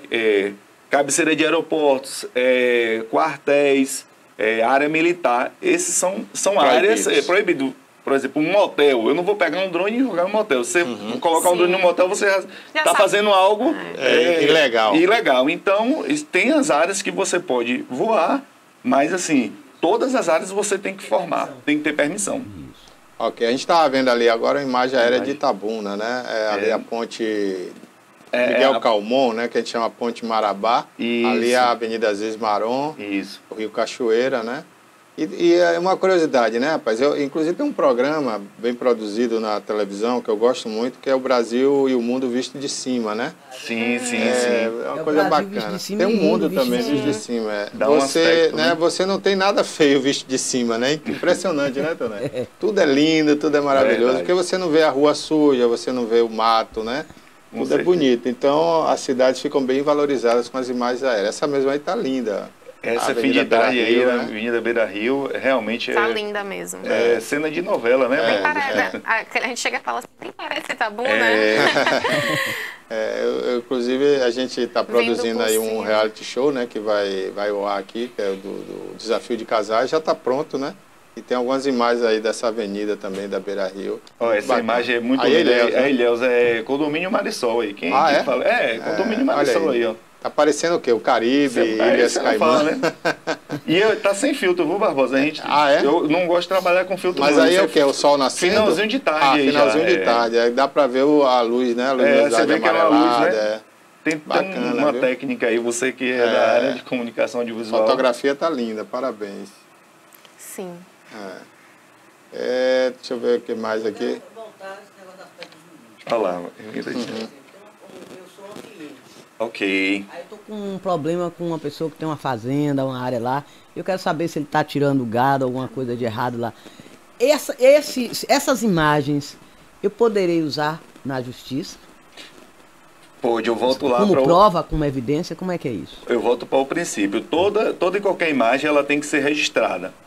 Eu legalmente eu fazendo esse voo, eu vou operar naquela área ali, respeitando, lógico, todas as leis de espaço, distância, tranquilo. Aí, Mas essas imagens a gente pode usar como prova? Pode usar. Eu já fui requisitado para fazer um serviço nesse sentido, de registrar uma área de vazão de terreno. E aí o advogado solicitou, né? A gente fez todo o processo e passou. Isso. E foi feito. E Foi aprovado. Isso tudo assim, para você fazer a imagem, você tem que registrar a imagem. Olha, Aí, aquela imagem ali é da enchente. e essa imagem, inclusive, Barbosa, essa imagem foi uma das imagens que viralizaram, né? Eu já estava sem energia em casa, eu consegui publicar essa imagem do meu celular. E aí foi uma imagem que... A que altura é essa aí? Onde é? Aí é Avenida a Rua de Palha. a Rua de Palha que eu falei aí foi onde agora. aconteceu verdade. o desastre dos né? botijões. E a gente teve Top Park, ó. Nesse momento aí não estava cheio, mas isso aí tem uma outra imagem no canal que ele já está todo tomado. Né? Foi quando surgiu. Essa parte aí encheu mais ainda. Encheu mais ainda. Isso aí foi logo que no ali início. eu tô vendo ali que tá passando um carro. Isso. E aí os carros estavam tentando passar, um ônibus ficou ilhado. Isso aí foi no sábado de manhã, não esqueço aí, dia 26 de dezembro. Foi uma data marcante, né? A gente Pra vê todo que mundo. realmente as imagens, elas impressionam. A cheia maior mesmo, ela veio à noite, de sábado para o domingo, né? Ninguém acreditava que essa água ia... Foi um susto, inclusive, né? eu fui passar ali na Avenida Princesa Isabel, eu tomei um susto quando eu cheguei ali na altura da prefeitura, que não passava mais. Ali já estava cheio, né? Ali na entrada do Jardim Vitória, ali, tudo lá, aquele posto ali, por exemplo, da rotatória, né? O carro estava encoberto ali. Sim. Nós estamos com o Roberto José, ele que é geopolítico, ele quer estar conversando um pouquinho aqui com a gente agora, né? A respeito da guerra da Ucrânia. É possível derrotar a Rússia? E a gente já vai retornar volta assim aqui com o drone Zé aqui, viu? A gente volta Só aqui. vai dar uma pausa. A gente volta com o drone já. Mas o Roberto pode participar desse papo também, porque hoje o drone faz parte da inteligência militar no mundo inteiro, né, Roberto? Inclusive, auxilia, tem o que eles chamam de avião não tripulado, que é um drone, né? Que os Estados Unidos usam muito para, inclusive, matar terroristas, né? Exato. O drone nasceu do arma militar, esse drone que está na mão da gente. A história vem do armamento militar. Espera aí que a gente conversa mais, viu, Zé do drone? Vamos lá com o Roberto José. Bom dia, Roberto. Olá, bom dia, Barbosa, bom dia, Caroline, meu amigo Zé do drone, satisfação estar com vocês. De fato, né, os VANTs, né, veículos aéreos não tripulados, eles são utilizados como arma táticas, né, principalmente pelo exército israelense, e vem sendo usado em larga escala pelo exército alemão, pelo exército americano e inglês. Por exemplo, quem conseguiu afundar a joia russa, né, que é aquele grande navio, uma grande fragata russa, foi exatamente uma arma, foi um drone, né? Ele foi lá e cirurgicamente numa área do navio e conseguiu fazer explosões em sequência, porque atingiu uma área assim nevrálgica ali, com uma área que havia armamentos, que havia ali um depósito de armas, né? E afundou o navio. Então dá para se fazer muita coisa, né? A gente está vendo aí na parte da geografia, a gente utiliza muito para mapeamento, né? Principalmente os veículos aéreos não tripulados. Os drones nem tanto. Antigamente a gente tinha que usar aviões para fazer mapeamento de áreas, né? Hoje a gente basta colocar um veículo aéreo não tripulado, que a gente chama de asa fixa, e aí ele já faz o percurso todo. Nós fizemos recentemente aqui no complexo policial toda a topografia e com a escala de milímetros, né? Ou seja, a gente consegue reduzir consideravelmente o erro. Ele seria ali, se fosse ali de centímetro, a gente consegue reduzir ali para milímetros. Então a gente dá uma precisão. E essas imagens fantásticas, Zé, muito bom, parabéns. Então a gente traz hoje aqui atualização, né? E a gente traz um questionamento: guerra na Ucrânia, é possível derrotar a Rússia? E primeiro a gente traz o que é que a gente tem hoje de panorama, né? Nós temos destruição das cidades ucranianas, anexação, pilhagem, né? Ontem nós tivemos notícia de pilhagem russa, né? Inclusive alguns aviões, pilhagem na área de tanques, na área também relacionadas ali a veículos aéreos que os russos estão pilhando para levar tecnologia para desmontar. A Rússia já está inserindo o DDD nas áreas anexadas ali ao leste. Nós temos... E qual é o grande risco? Que os russos começam a perder a guerra. Aí eles podem apelar para as armas em destruição em massa, sendo nuclear, ou as chamadas armas nuclear táticas. Isso é possível. Mas aí a gente se pergunta, Barbosa e Caroline, quais são os efetivos objetivos de Putin? Bom, inicialmente, ao que parece, seria tomar toda a Ucrânia. E aquilo que eu sempre falei no início, né, das nossas falas aqui na TV News. Antes de você iniciar uma guerra, todo mundo sabe tudo, faz todo o seu planejamento tático. Mas você precisa contar com o outro lado, né? Você corroborou com o outro lado, né? O outro lado, a resistência ucraniana foi uma resistência muito forte. E toda a OTAN, né, os países associados à OTAN, vem ajudando a Ucrânia nessa parte aí de armamento, né? Inicialmente foi proposto a Zelensky sair da Ucrânia e ele preferiu ficar e lutar como um grande herói. E o que é que a gente tem visto hoje? A anexação de todo o leste e sudoeste da Ucrânia, desde Kharkiv a Donbás, que tem duas cidades importantes ali, Luhansk e Donetsk, que são chamadas áreas rebeldes, né, que querem se associar à Rússia, passando por Mariupol, que é uma região estratégica importante, que tem um porto ligado ali ao Mar de Azov e mais abaixo ao Mar Negro. A gente tem uma taxa, de fato, gigantesca de destruição, e é bem como é que a Rússia faz guerra, né? Basta a gente citar aqui na Síria, especificamente em Damasco e Alepo, e também na Chechênia, em Grozny, né? Que mandaram artilharia pesada, bombardeio pesado, destruição em massa nas cidades, destruição de pontes, de ferrovias, de rodovias. A gente verificou nessas cidades, né, que a Rússia atuou ativamente, ajudando ali Bashar al-Assad, principalmente ali em Alepo, né, a destruir os rebeldes, a destruição em massa, população civil em áreas confinadas, morte em massa de população civil. E aí a pergunta que a gente faz: um leopardo que matar um porco espinho consegue engolir depois? É isso. A Rússia talvez domine, mas vai conseguir dominar, não, vencer em parte a guerra, mas vai conseguir dominar toda a região? Não. E aí é o que a gente acha, né, o que os estudiosos vêm falando. A Rússia hoje, após 3 meses de invasão, ocupa cerca de 20% do território da Ucrânia, ali do leste até o sudoeste, passando ali pela região da Crimeia, né, como nós falamos antes, anexando Luhansk e Donetsk. E aí, o que a gente leva em consideração nessa análise? O fator tempo atrapalha? Como é que o fator tempo trabalha? E a gente sabe que os russos estão fazendo um tipo de guerra em fases. E segundo informações da inteligência ocidental, principalmente da inteligência da West Point, né, inteligência militar americana, da inteligência alemã, a Rússia está hoje na terceira fase, né? Inicialmente, eles atacaram todas as áreas da Ucrânia, principalmente Kiev, mas agora eles estão concentrando ali no leste, né? São 3 estágios do conflito que os russos estão desenvolvendo. Nós temos uma taxa de desgaste político, econômico e militar. E na taxa de desgaste econômico, ela está intensa. Mas para quem? Porque Vladimir Putin está com sua aprovação alta lá na Rússia. Para o Biden, né? Certamente ele deve sofrer uma derrota política na eleição agora de novembro, que é a chamada eleição para o parlamento. A Rússia tem uma taxa de desgaste operacional militar, é claro, como a gente viu, e por isso eles estão concentrando toda a sua força no leste e no sudoeste para consolidar toda aquela área, que é pretensa área de anexação por parte da Rússia.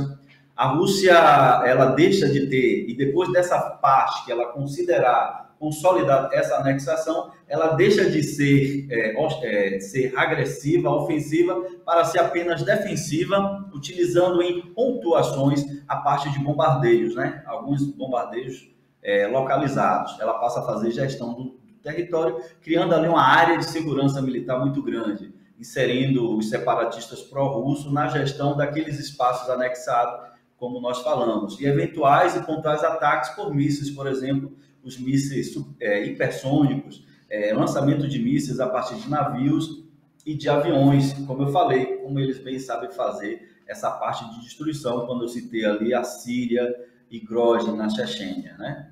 É importante também trazer que as sanções estão impactando a Rússia hoje, dia 3, deve estar acontecendo agora uma reunião com líderes europeus para propor novas sanções, aí específica ao petróleo russo. E qual a consequência disso, Barbosa? Aumento do barril do tipo Brent de petróleo. Qual a consequência para nós? Aumento do combustível, né? Já que nós, autossuficiente em petróleo e quase autossuficiente no refino, refinamos 95% de tudo que nós consumimos, a gente vai pagar mais caro, porque certamente o preço do petróleo vai subir e o nosso preço doméstico está relacionado ao preço do petróleo e ao preço do dólar. Então, a gente vai ter, sim, um impacto econômico nisso e, por consequência, como nós temos toda o nosso transporte, ele é eminentemente rodoviário. Qualquer aumento no combustível, no diesel, ele vai impactar terrivelmente outras áreas, né, da nossa economia. Ora, segundo o jornal Financial Times, cerca de 300 bilhões a 600 bilhões em reservas internacionais mantidas pela Rússia foram bloqueadas. Então, de 300 a 630 bilhões foram bloqueadas. Isso, sim, vem afetando a Rússia. Nos próximos anos, a Rússia é possível sair do clube das 20 maiores economias. Ela deve perder por conta das sanções. Mas, gente, vamos nos perguntar, a que serve tudo isso, né? A nossa safra 2022, 2023 vai sofrer impacto, com certeza. Nós estamos vendo impacto também nos alimentos.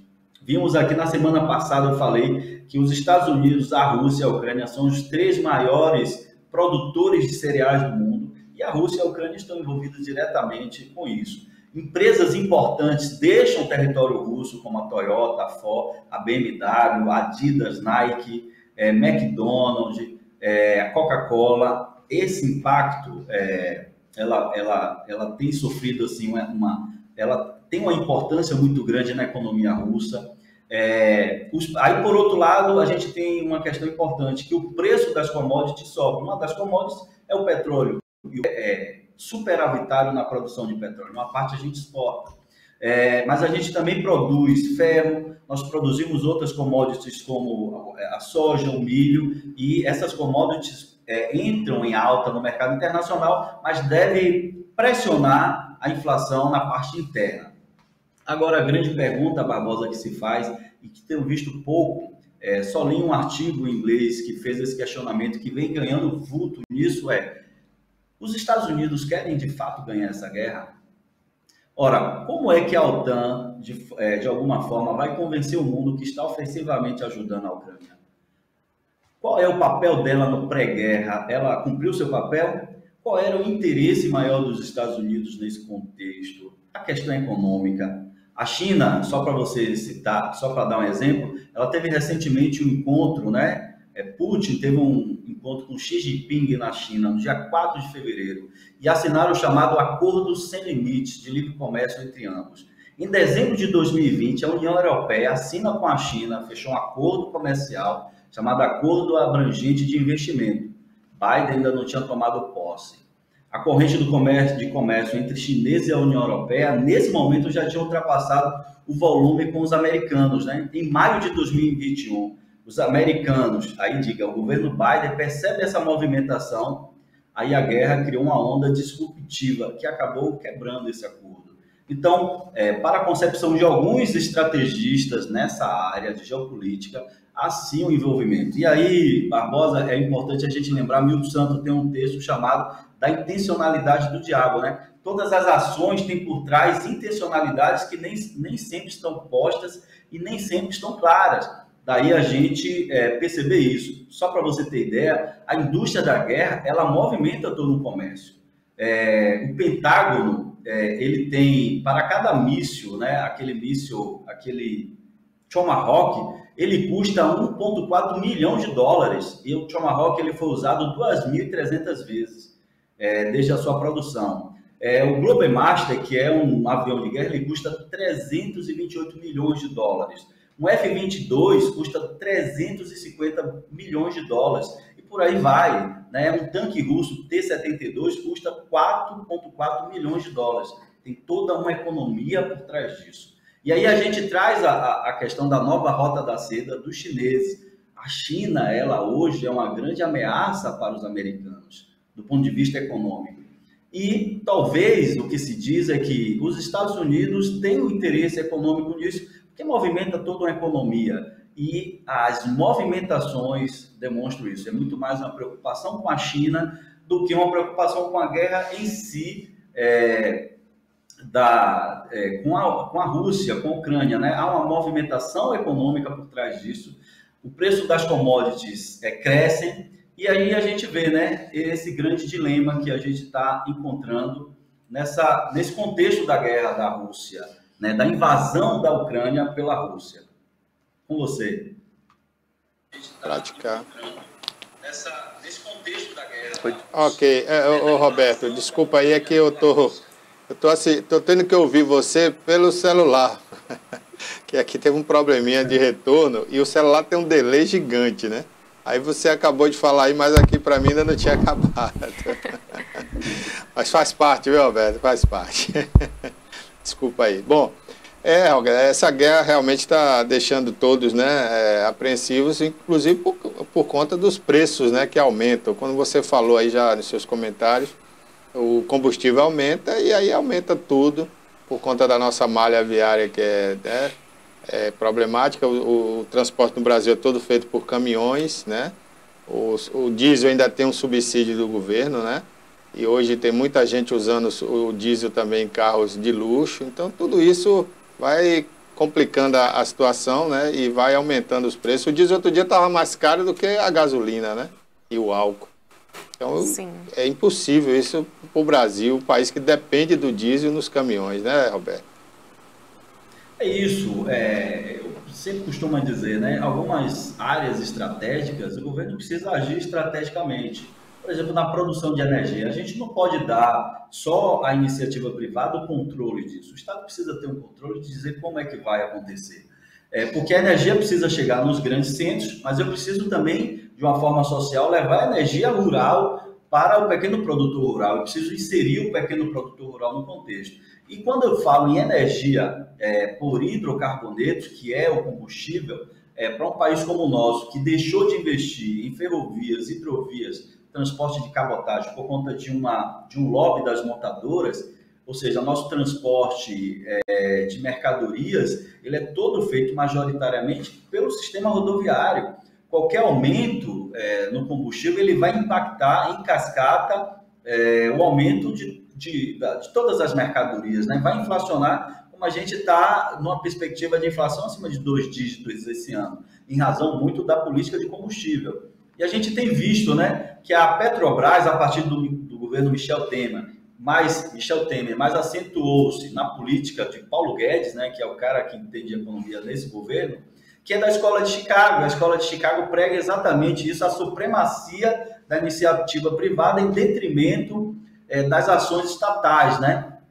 E como leitor de Keynes, né, de John Maynard Keynes, eu entendo que o Estado tem que estar presente nessas áreas estratégicas. E o combustível é estratégico para o Brasil, muito mais para um país que é autossuficiente na produção de petróleo, que tem uma produção quase autossuficiente, chega a 95% de refino. Então, estrategicamente, vender, por exemplo, as refinarias é um pouco complicado, porque a nossa refinaria aqui, que é privada, foi privatizada recentemente, ela vende 27% a mais o preço de combustível do que as outras refinarias, que são refinarias da Petrobras. Então, a gente precisa, assim, ampliar, como eu já falei aqui, o complexo da Copérg, a refinaria de Pernambuco, a refinaria lá de Fortaleza, para a gente ter uma capacidade superavitária de refino. Mas nós temos petróleo em qualidade e em quantidade suficiente para abastecimento local. Portanto, o nosso custo é nacional, o nosso custo é em real. E por que se vender em dólar? Só para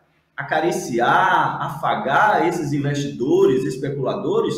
A Petrobras teve um lucro recorde de 44 bilhões de dólares nos 3 primeiros meses desse ano. E esse lucro foram para quem, né? Os lucros. Exatamente para esses investidores, para esses especuladores, aí com a parte da Texaco, para esses grandes multinacionais que investem aqui nesse sentido, mas que acaba o Brasil sendo impactado por conta dessa política, né? O bolso do brasileiro está sofrendo, ele está pagando mais caro pelo alimento, pelo pão, pela carne, está pagando mais caro a sua vida no seu dia a dia, está ficando mais caro viver no Brasil por conta disso. Está pagando mais caro. Ok, Roberto. Muito obrigado, Roberto. Bom dia para você, viu? E espero que na próxima vez a gente tenha um retorno melhor aqui para a gente conversar e dialogar um pouco. Obrigado. Valeu, um forte abraço, meu irmão. Tamo juntos. Ok. Bom, a gente volta aqui ao estúdio, né, com o Zé Drone, que está aqui, trouxe aqui alguns modelos para a gente, esse pequenininho que a gente já mostrou, tem esse aqui, né, que é o modelo mais comprado ultimamente no mundo, né? Corretamente. Esse é um DJI. É o Zangão, né, o modelo Zangão, né? né? Mini 2, ele é um drone de 249 gramas. E já é um drone que você precisa ter um registro para operar. Diferente daquele menorzinho ali, que é um de 80 gramas, você não precisa registrar ele. Né? E isso é um drone mais compacto, né? Bom, a gente teve um probleminha ali, congelou a imagem do Zé Drone ali. O que houve, Cássio? Travou. Cara feia. Rapaz. A gente tem aí o Carlos Barbosa, Cássio, enquanto a gente resolve isso aqui. Vamos lá, Cássio. Vamos chamar as notícias do Carlos Barbosa, que a gente vai resolver esse problema aí. Vamos ver o que foi que houve. E eu fiquei com a cara feia. O Zé Drone está pensativo. Jogador caro não olha pra fora. Gostei. Está pensativo ali o Zé Drone. Bom, a gente vai fazer o seguinte, vamos ver se a gente aciona o Carlos Barbosa, que vem com as notícias de polícia, né? E aí a gente vai resolver esse probleminha aí e continuar o papo aqui com o Zé Drone. Hoje a bruxa está solta. Né, Dona? Bom dia, os amigos da TVI. Estamos chegando aqui na manhã desta segunda-feira com informações, com um balanço do final de semana aqui em Itabuna e cidades da região. Olha, no sábado pela manhã, a Polícia Militar conseguiu resgatar de um cativeiro a cerca de 500 metros da estação rodoviária da cidade de Camaquã, o prefeito da cidade de Iguaí, o Ronaldo Moutinho dos Santos. Ele foi sequestrado por vários bandidos na noite de sexta-feira em uma fazenda, onde estava com a esposa e mais 3 pessoas na região de Ibicuí. Os sequestradores levaram o prefeito, a esposa e as outras 3 pessoas, mantiveram em cárcere privado neste local, lá em Camaquã, mas a Polícia Militar agiu rapidamente e conseguiu chegar até o cativeiro. As vítimas foram liberadas, porém estavam bastante assustadas, sujas e tudo mais, e houve um tiroteio intenso com os sequestradores que fugiram tomando rumo ignorado. Durante o tiroteio, a PM apreendeu uma escopeta calibre 12. O prefeito foi trazido aqui para o plantão central da Polícia Civil em Itabuna. Ele, a esposa e as outras 3 pessoas ouvidos em inquérito policial instaurado pelo delegado Josemar Chianca. A Polícia Militar acredita de que sejam bandidos já conhecidos aqui da região que costumam praticar esses tipos de crimes. Há suspeita, inclusive, de alguns integrantes, porém, a polícia não revela para não dificultar. As investigações continuam. Portanto, um fato lamentável, mas ainda bem que terminou bem com a ação rápida da Polícia Militar. Em Bicaraí, 2 homens que saíram recentemente da colônia penal de Itabuna, onde cumpriam pena por haver assassinado a um travesti na cidade de Bicaraí, eles foram assassinados a tiros no último sábado. Os corpos foram trazidos para o Departamento de Polícia Técnica do Complexo Policial, necropsiados e liberados para sepultamento. E aqui em Itabuna, mais um homicídio ocorreu na noite do último sábado na feira do São Caetano, mais exatamente ali na rua José Bonifácio. Um homem conhecido pelo vulgo de Ferrugem, que segundo informações tinha passagens pela polícia por prática de furtos e roubos, ele foi morto com 3 tiros de pistola calibre 380 que o atingiram na cabeça. O levantamento cadavérico foi efetuado, o corpo está no DPT, ainda sem identificação. Portanto, a partir de hoje, segunda-feira, a equipe da delegada Magda Sueli passa a investigar mais um homicídio ocorrido aqui na cidade de Itabuna. Durante o final de semana também, várias prisões foram presas de pessoas que estavam praticando desordens, né? Porém, a maioria foi... Ok, estamos de volta aqui nos estúdios. Obrigado, Carlos Barbosa. Estou aqui com o Zé Drone. A gente vai continuar o papo aqui, então, do drone. E aí, Zé? A gente falou aqui do modelo 2, né? Que é o que está mais sendo usado agora, Full HD, né? Isso, correto. Aí eu vou só chamar a atenção para o seguinte. Existem 2 formas, né, Barbosa, que a pessoa pode utilizar o drone. A forma recreativa e a forma profissional. Aí você pergunta, qual a diferença? Tem a diferença. Para você trabalhar ele da forma profissional, o drone você precisa ter um seguro chamado seguro reta, que é um seguro obrigatório para as operações você precisa ter. Por que esse seguro, Zé? Acontece um incidente, um drone, você está fazendo uma operação, ele caiu ali num para-brisa de um carro de um terceiro. Esse seguro ele vai servir para assegurar terceiros, não para o drone. Já o recreativo, como você tem a limitação de voo, o voo recreativo, o máximo que você pode colocar é 40 metros. 200 metros na sua visada. Aí, por isso que tem essa exigência. O risco é menor. Então, você não tem como... Já aconteceu você perder algum drone? A história que eu vou contar lá no Gosto o primeiro drone que eu tive, perdi na cidade de Itacaré, no Phantom 3. Foi uma história muito... E era caríssimo aquele Phantom. Na época, era carinho. Na época que saiu. Mas foi bom, assim, que a gente... A experiência, foi experiência, né? Foi procurar como é que você mais. perdeu? Você subiu muito? Então, inexperiência do operador. Porque ele tem GPS, né? Ele tem um GPS, só que todo drone que você vai operar, você tem que fazer o chamado return to home, que é o de volta para casa. Para caso ocorra, se você perder o sinal entre o controle e a aeronave, ele retorna. E eu não fiz esse procedimento. Aí o que aconteceu? O drone ficou simplesmente pairando. E aí eu perdi o sinal, não consegui recuperar ele. Ele deve ter caído no mar, ou no mato, ou no mangue. Zé Drone, qualquer pessoa ela pode pilotar um drone? Tem que ter algum tipo de licença? Isso. A pessoa ela tem que ter no mínimo 18 anos para poder operar. As licenças é que eu falei. Você precisa ter uma licença, um registro na ANAC da aeronave. Espera que ele está mostrando as imagens ali. Deixa eu frisar aqui, né?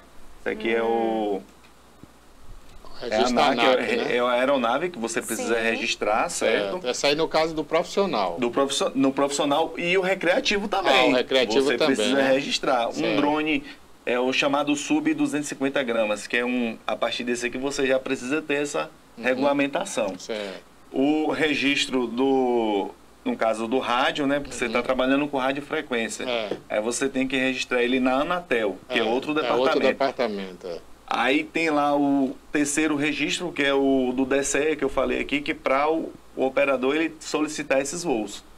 Tanto voo recreativo quanto voo profissional, você precisa registrar o voo. Isso tudo via internet, Isso né? tudo via internet. Você acessa o site lá Da Anatel, da ANAC. Anatel, ANAC e DSEA. né? Você consegue fazer esse registro. Paga a taxa? Não, é tudo gratuito. Você entra lá, você consegue fazer. Ok. Então não compra ele já registrado pela Anatel. A pessoa que adquiriu o drone, ela tem que registrar. Isso. Geralmente ele é homologado, Geralmente né? esses drones que você compra no Brasil, ele vem com o símbolo, homologado, ele já vem homologado Anatel. Sim. Né? Aí esse registro da Anatel você não precisa fazer. Aí você precisa fazer o da ANAC e lá o do piloto, que é o DSE, para solicitar os voos. Agora quem comprou importado, aí E tem isso que que fazer. com essa aumenta nessa demanda de importação, muita gente compra por ser mais barata, ele compra de fora do país, aí você tem que fazer toda essa regulamentação para você voar de forma segura e consciente, né? Sem nenhum problema. Comprando, no caso de segunda mão, a pessoa vai ter que, no caso, regularizar novamente, registrar em seu nome, porque fica em seu nome o registro. No caso, né? o registro ele sai no nome da pessoa, do operador. Lá no site você consegue desvincular esse equipamento e você vai informar que esse equipamento não lhe pertence mais e esse novo usuário ele vai precisar registrar lá no nome dele, né? Porque é individual, você não pode ter uma aeronave para várias pessoas. Naquela época do programa Pânico, né, na Band, eu me lembro que os caras fizeram uma zoeira com a Record, né? Eles invadiram aquela fazenda, a né? fazenda, foi. Verdade. O drone dá para brincar muito e zoar com a vida dos outros também. Com né? certeza. Agora, você falou aí que mesmo o amador precisa ter essa documentação, mas você falou também que no caso desse pequenininho já não precisa. Isso né? não. É a partir de 250 gramas. 250 gramas já precisa você fazer esse registro. Na legislação brasileira, né? Porque se você for fora do país operar com um drone desse aqui, desse modelo, você não precisa. É porque no Brasil é o seguinte, eles consideram o PMD, que é o peso máximo de decolagem. Quanto um drone pode carregar. No caso, esse aqui ele é 249 gramas. Mas aí o fabricante ele lançou um protetor de hélice semelhante a esse aqui. E aí quando você coloca esse protetor, ele já passa esse peso. Então, automaticamente você precisa registrar. A qualidade é sempre boa, né? A qualidade você falou aí, 1920, a qualidade de Full HD. Eu volto aqui. Esse Hoje aqui já trabalha em 4K, né? Ele já é 4K. 4K. 4K, os outros 1080, então são drones realmente que você faz cinema, você faz... bacana. Né? Dependendo da sua criatividade aí para trabalhar. Quer saber o custo. Por exemplo, se tem um evento, você cobra o que por hora? Como é isso? Isso, o evento geralmente é cobrado pelo evento em si, não é? pela hora. Não é pela porque hora, você não. fica disponível não ali. Tem a duração do evento, não importa. Do início ao fim, isso vai também da pessoa que está trabalhando. Eu costumo cobrar pelo evento total. Vai ter uma festa... Sim. A festa vai iniciar 10 horas, vai acabar às 6 horas da manhã. Eu vou cobrar pelo evento. Correto. Qual a média hoje de preço? Uma média de preço. Eu trabalho entre R$1.000 e R$1.200 para cobrir uma festa nesse poste aí. Vamos supor, a madrugada toda. Tô achando barato, viu, drone? Tá barato? Então vamos aumentar, né? Aumente. Eu tô achando barato. Para ficar esse porque você ficar de 10 horas até as 6 trabalhando, festa, né? O custo... Ali são imagens da rodovia, né? Isso aí, da BA 649, esse trecho aí, eu fiz essa imagem dia 3 de maio, já vai fazer um mês, então provavelmente eu já vou dar outro pulinho lá para atualizar essas imagens, né? Que a gente está trabalhando assim, para atualizar e manter aí os internautas, né? O pessoal que gosta de acompanhar. Olha, olhando daqui, aqui terra fértil, né? Para plantar aí, terra preta, dá para plantar até café ali. Verdade. Aí essa obra está grandiosa, né, rapaz? A impressão que dá é que ela vai ser dupla, né? Mas é uma pista única, né? Uma pista única, né, Barbosa? Aí são 18 quilômetros, se eu não me engano, até o Banco da Vitória. Né? É estadual, hein? É estadual. Que a duplicação faz parte da duplicação. É 649. 259, né? Não, 649. É BA 649 aí. É BA. Agora ela não está interligada ainda na cidade, vai ser interligada por uma ponte, né? São 4 pontes e um viaduto. A primeira ponte ela está sendo construída aqui, né? Próximo à saída, saída de Itabuna. E aí tem um projeto, a gente sempre está... Eu acho que é ali, né? Tem muita dúvida. Ali é a altura da ponte ali, né? Isso. Ali é a primeira ponte, né? A primeira ponte, Agora, ela podia interligar no bairro São Judas, né? Que era o projeto antigo, né? Não sei por que não eles fizeram. mudaram, né? E aí a gente fica nessa Talvez para dúvida. andar mais rápido, né? Mas a tendência é seguir o projeto, né? Você está vendo as imagens do centro da cidade, lá no fundo, ó, né? E ali deveria ser continuada essa pista para ligar no bairro São Judas, porque quem já estiver dentro de Itabuna e quiser ir para Ilhéus, Segue não o fluxo, precisa, né? já segue o fluxo, né? Eu vou ver se eu consigo entrevistar alguém do DENIT, né, para dar essa informação para a gente, se vai mudar o projeto. Com certeza. Mas as imagens são bacanas, viu? Parabéns, você está de parabéns, Zé Drone. Eu acompanho sempre aí pelas redes sociais. Quem quiser te acompanhar, dá o endereço aí. Isso. No YouTube a gente tem um canal lá, que é o Zé Drone Imagens Aéreas. Você pode estar acompanhando aí, a gente sempre está publicando, todos os dias praticamente. É lógico, né? Respeitando aí toda a regulamentação. E no Instagram a gente tem um perfil lá que é o Zé Drone Filmes. E lá no Instagram a gente coloca o dia a dia, né? Mais os bastidores dessa cobertura. Mas no canal no YouTube é somente essas imagens aí que vocês podem estar acompanhando agora. Bacana. E de Itabuna, região, extremo sul, sudoeste. Tem de todo lugar. Em todo lugar, gente. É verdade. Ali é o Rio Cachoeira, a altura de Banco da Vitória. Isso, Salobrinho aí. Esse já foi outro take. Seu editor tá rápido, viu, Barbosinha? Já é outro take, ó. Esse outro take aí já é ali no Salobrinho. Foi aonde a gente foi tirar a dúvida da pista. Né? Ah, sim, sim. Que eu fui ali na UESC, cheguei na UESC para visualizar se a obra já estava chegando ali. Né? Não. A obra está chegando lá na frente, no KM 25 ali. No vídeo mais adiante a gente consegue visualizar. Mas aí Rio Cachoeira, ao centro. O Rio Cachoeira tão sofrido, né, pela poluição ultimamente, mas é um rio que ainda produz. As pessoas ainda vivem nesse rio. Vive ele, né? Esgoto e tudo, mas tem gente aí que pesca pitu, né? Pesca peixe, aquelas tilápia, né? E vende aí na estrada. Esse voo aí, ele ventou um pouco, você pôde observar. Eu ia ali até perguntar né? sobre o vento, né? Porque apesar do tamanho, esse equipamento, ele é bem estabilizador, né? Ele resiste, né? Comparado à versão anterior dele, ele segura bacana, um vento de 30, 40 km aí de vento, ele segura legal. Mas aí já...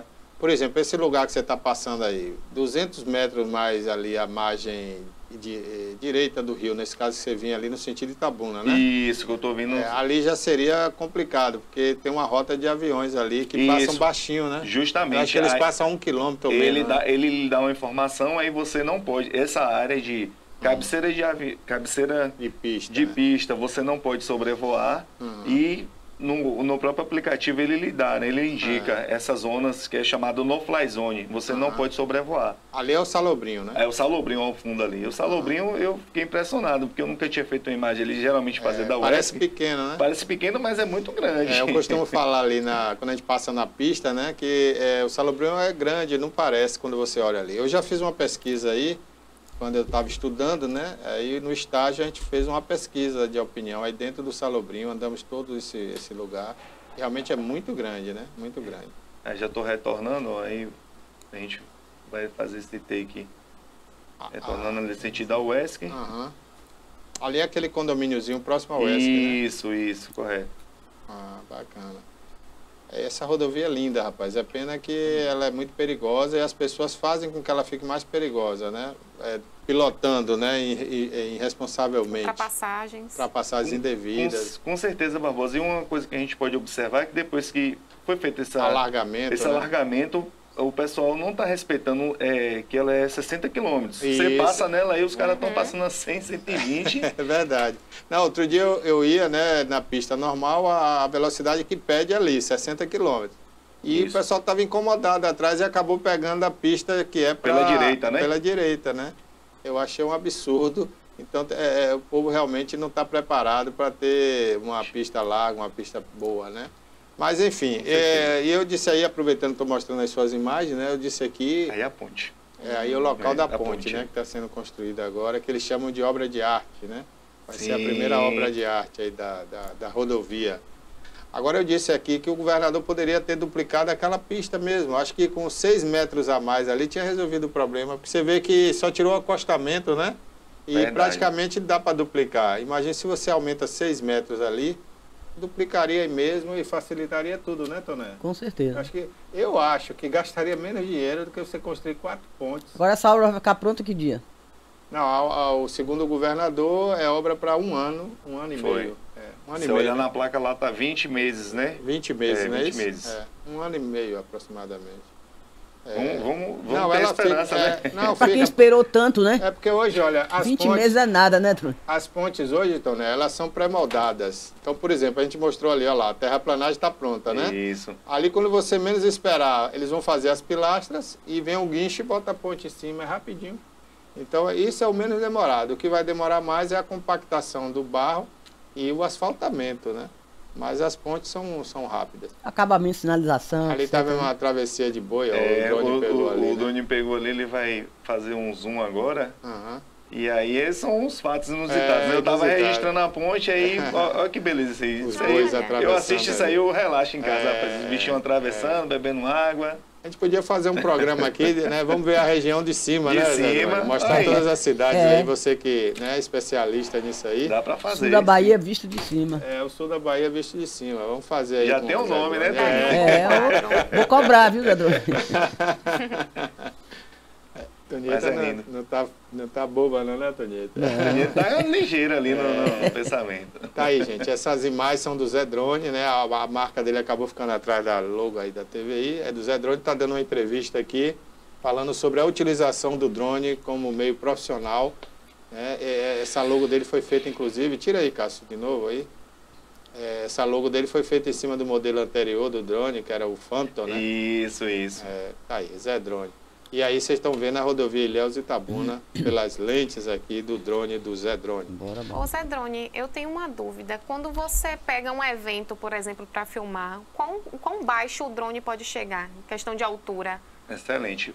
Você tem no mínimo que manter 30 metros das pessoas não anuentes, né? São aquelas pessoas que estão participando do evento e aí você tem que respeitar esse limite, 30 metros de distância. Nunca no evento você pode sobrevoar sobre as pessoas. Você já está infringindo uma das regras.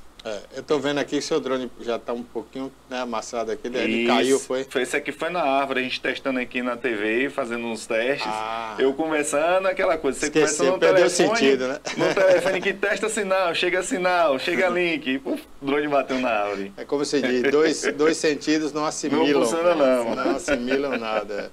Então tá bom, Zé Drone. Olha, eu queria só deixar um espaço para você falar mais alguma informação que a gente não perguntou aqui. Sim. Você tem mais alguma informação para a gente? Não, só quero agradecer mesmo o espaço de vocês aqui e parabenizar mais uma vez pela programação. E eu quero fazer um convite. Dia 4 e dia 5, a gente está abrindo ali o curso piloto de drone. A gente vai abordar tudo que a gente escorreu aqui para se tornar aí você quer se tornar um piloto de forma consciente, respeitar todas as regras, todas as leis vigentes, vem com a gente. O contato 739-8885-8216. Pode chamar aí que o WhatsApp é 24 horas. Valeu, Zé Drone. Muito obrigado. E vamos ver se a gente faz uma parceria aí para a gente botar um programa aqui com essas imagens bonitas, né? Vamos sim. Isso aí. Obrigado, Zé. E aí, Carol, tem mais alguma informação pra gente? Sim, eu vou estar falando aqui um pouquinho da previsão do tempo. O tempo esfriou aqui, né, no sul da Bahia. Itabuna, ela tá com a máxima de 29 graus e a mínima de 21. Ilhéus, máxima de 28, mínima de 23. Conquista, máxima de 28, mínima de 17 graus. E Salvador, a máxima de 28 e mínima de 26. O Brasil, ele também está com 2 casos suspeitos de varíola. Caiu aqui. A varíola dos macacos, né, que a gente está vendo falando bastante aí. Chegou aqui no Brasil. Um caso suspeito está no Ceará e o outro em Santa Catarina. Um terceiro caso que pode ser suspeito está sendo monitorado no Rio Grande do Sul. Segundo a pasta, os pacientes seguem isolados e em recuperação, sendo monitorados pela equipe de vigilância em saúde. A investigação dos casos está em andamento e será feita a coleta para análise laboratorial. Okay. A gente vê aí nas imagens, né, que são os sintomas, né, da varíola. Que são justamente a pele, né, ela ataca a pele desses caroços. Né? Ela parece muito com a antiga catapora, que graças a Deus foi erradicada, né? Mas de vez em quando ainda tem um caso ou outro. E, segundo informação dos cientistas, né, quem foi vacinado antes da década de 80, né, tá tranquilo. Agora, depois da década de 80, não houve mais vacina para essa doença. E vai ter que ver isso aí, né? E eu não curto muito esse negócio de falar que é a varíola dos macacos, né? É uma varíola, ela pode pegar em macaco, em ser humano, né? Não tem esse negócio de macaco, né, Antonieta? Difícil. Tem mais alguma informação aí, Toné, pra gente? Olha, eu te falar do meu novo look aqui, que eu não falei. Sim. O cabeleireiro aqui é Kleber Monte. E aqui os brinquedos. Detalhes, eu tenho que falar. Olha, tinha muito... Aí, não viu Cadê o brinco? Mostra aí pra gente. Olha o brinco aqui, ó. Agora coisa linda, detalhes.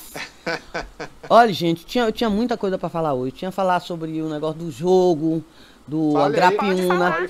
Vamos falar. Grapiúna e Itabuna, que o jogo foi realizado em Jiquié. Aí eu pergunto, o que é que Jiquié tem que Itabuna não tem? O estádio. Lá o estádio é Lamanto Júnior, é nome de um ex-governador. Aqui é Luiz Viana Filho, também nome do governador. Só que o governador daqui, coitado, esse estádio daqui tá acabado. Não serve nem para jogo. Quer dizer, é um jogo profissional.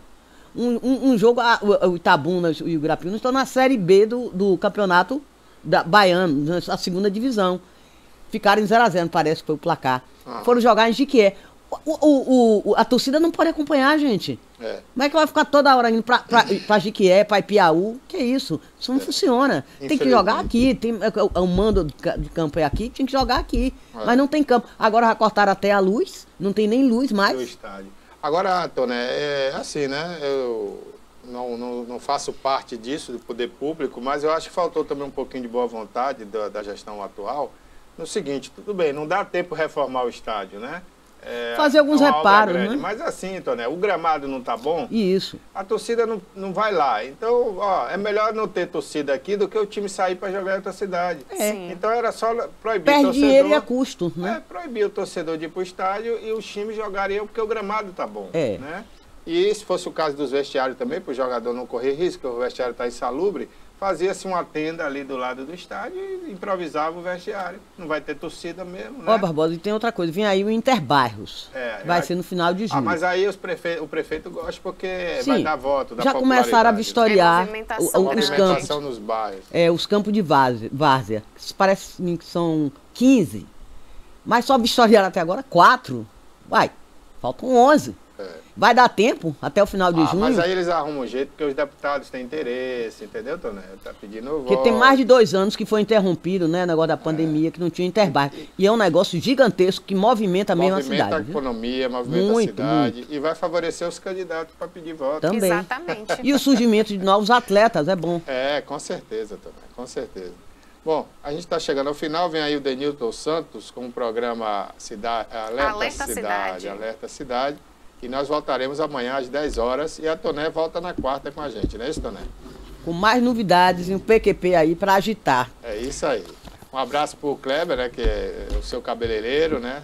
Tem um Kleber e o... Início Fagundes, que dá detalhes. E também tem um outro, o Fábio lá com o Kleber. Fábio e Kleber, a dupla. Pro Kleber, estão assistindo a gente aí. Bom, gente, por hoje é só. Uma boa tarde a todos e até amanhã, se Deus quiser. Um abraço, Carol. Um abraço, e para você aí que não acompanhou o programa todo, teremos a reprise às 13 horas e também às 18 horas. Ok, um abraço.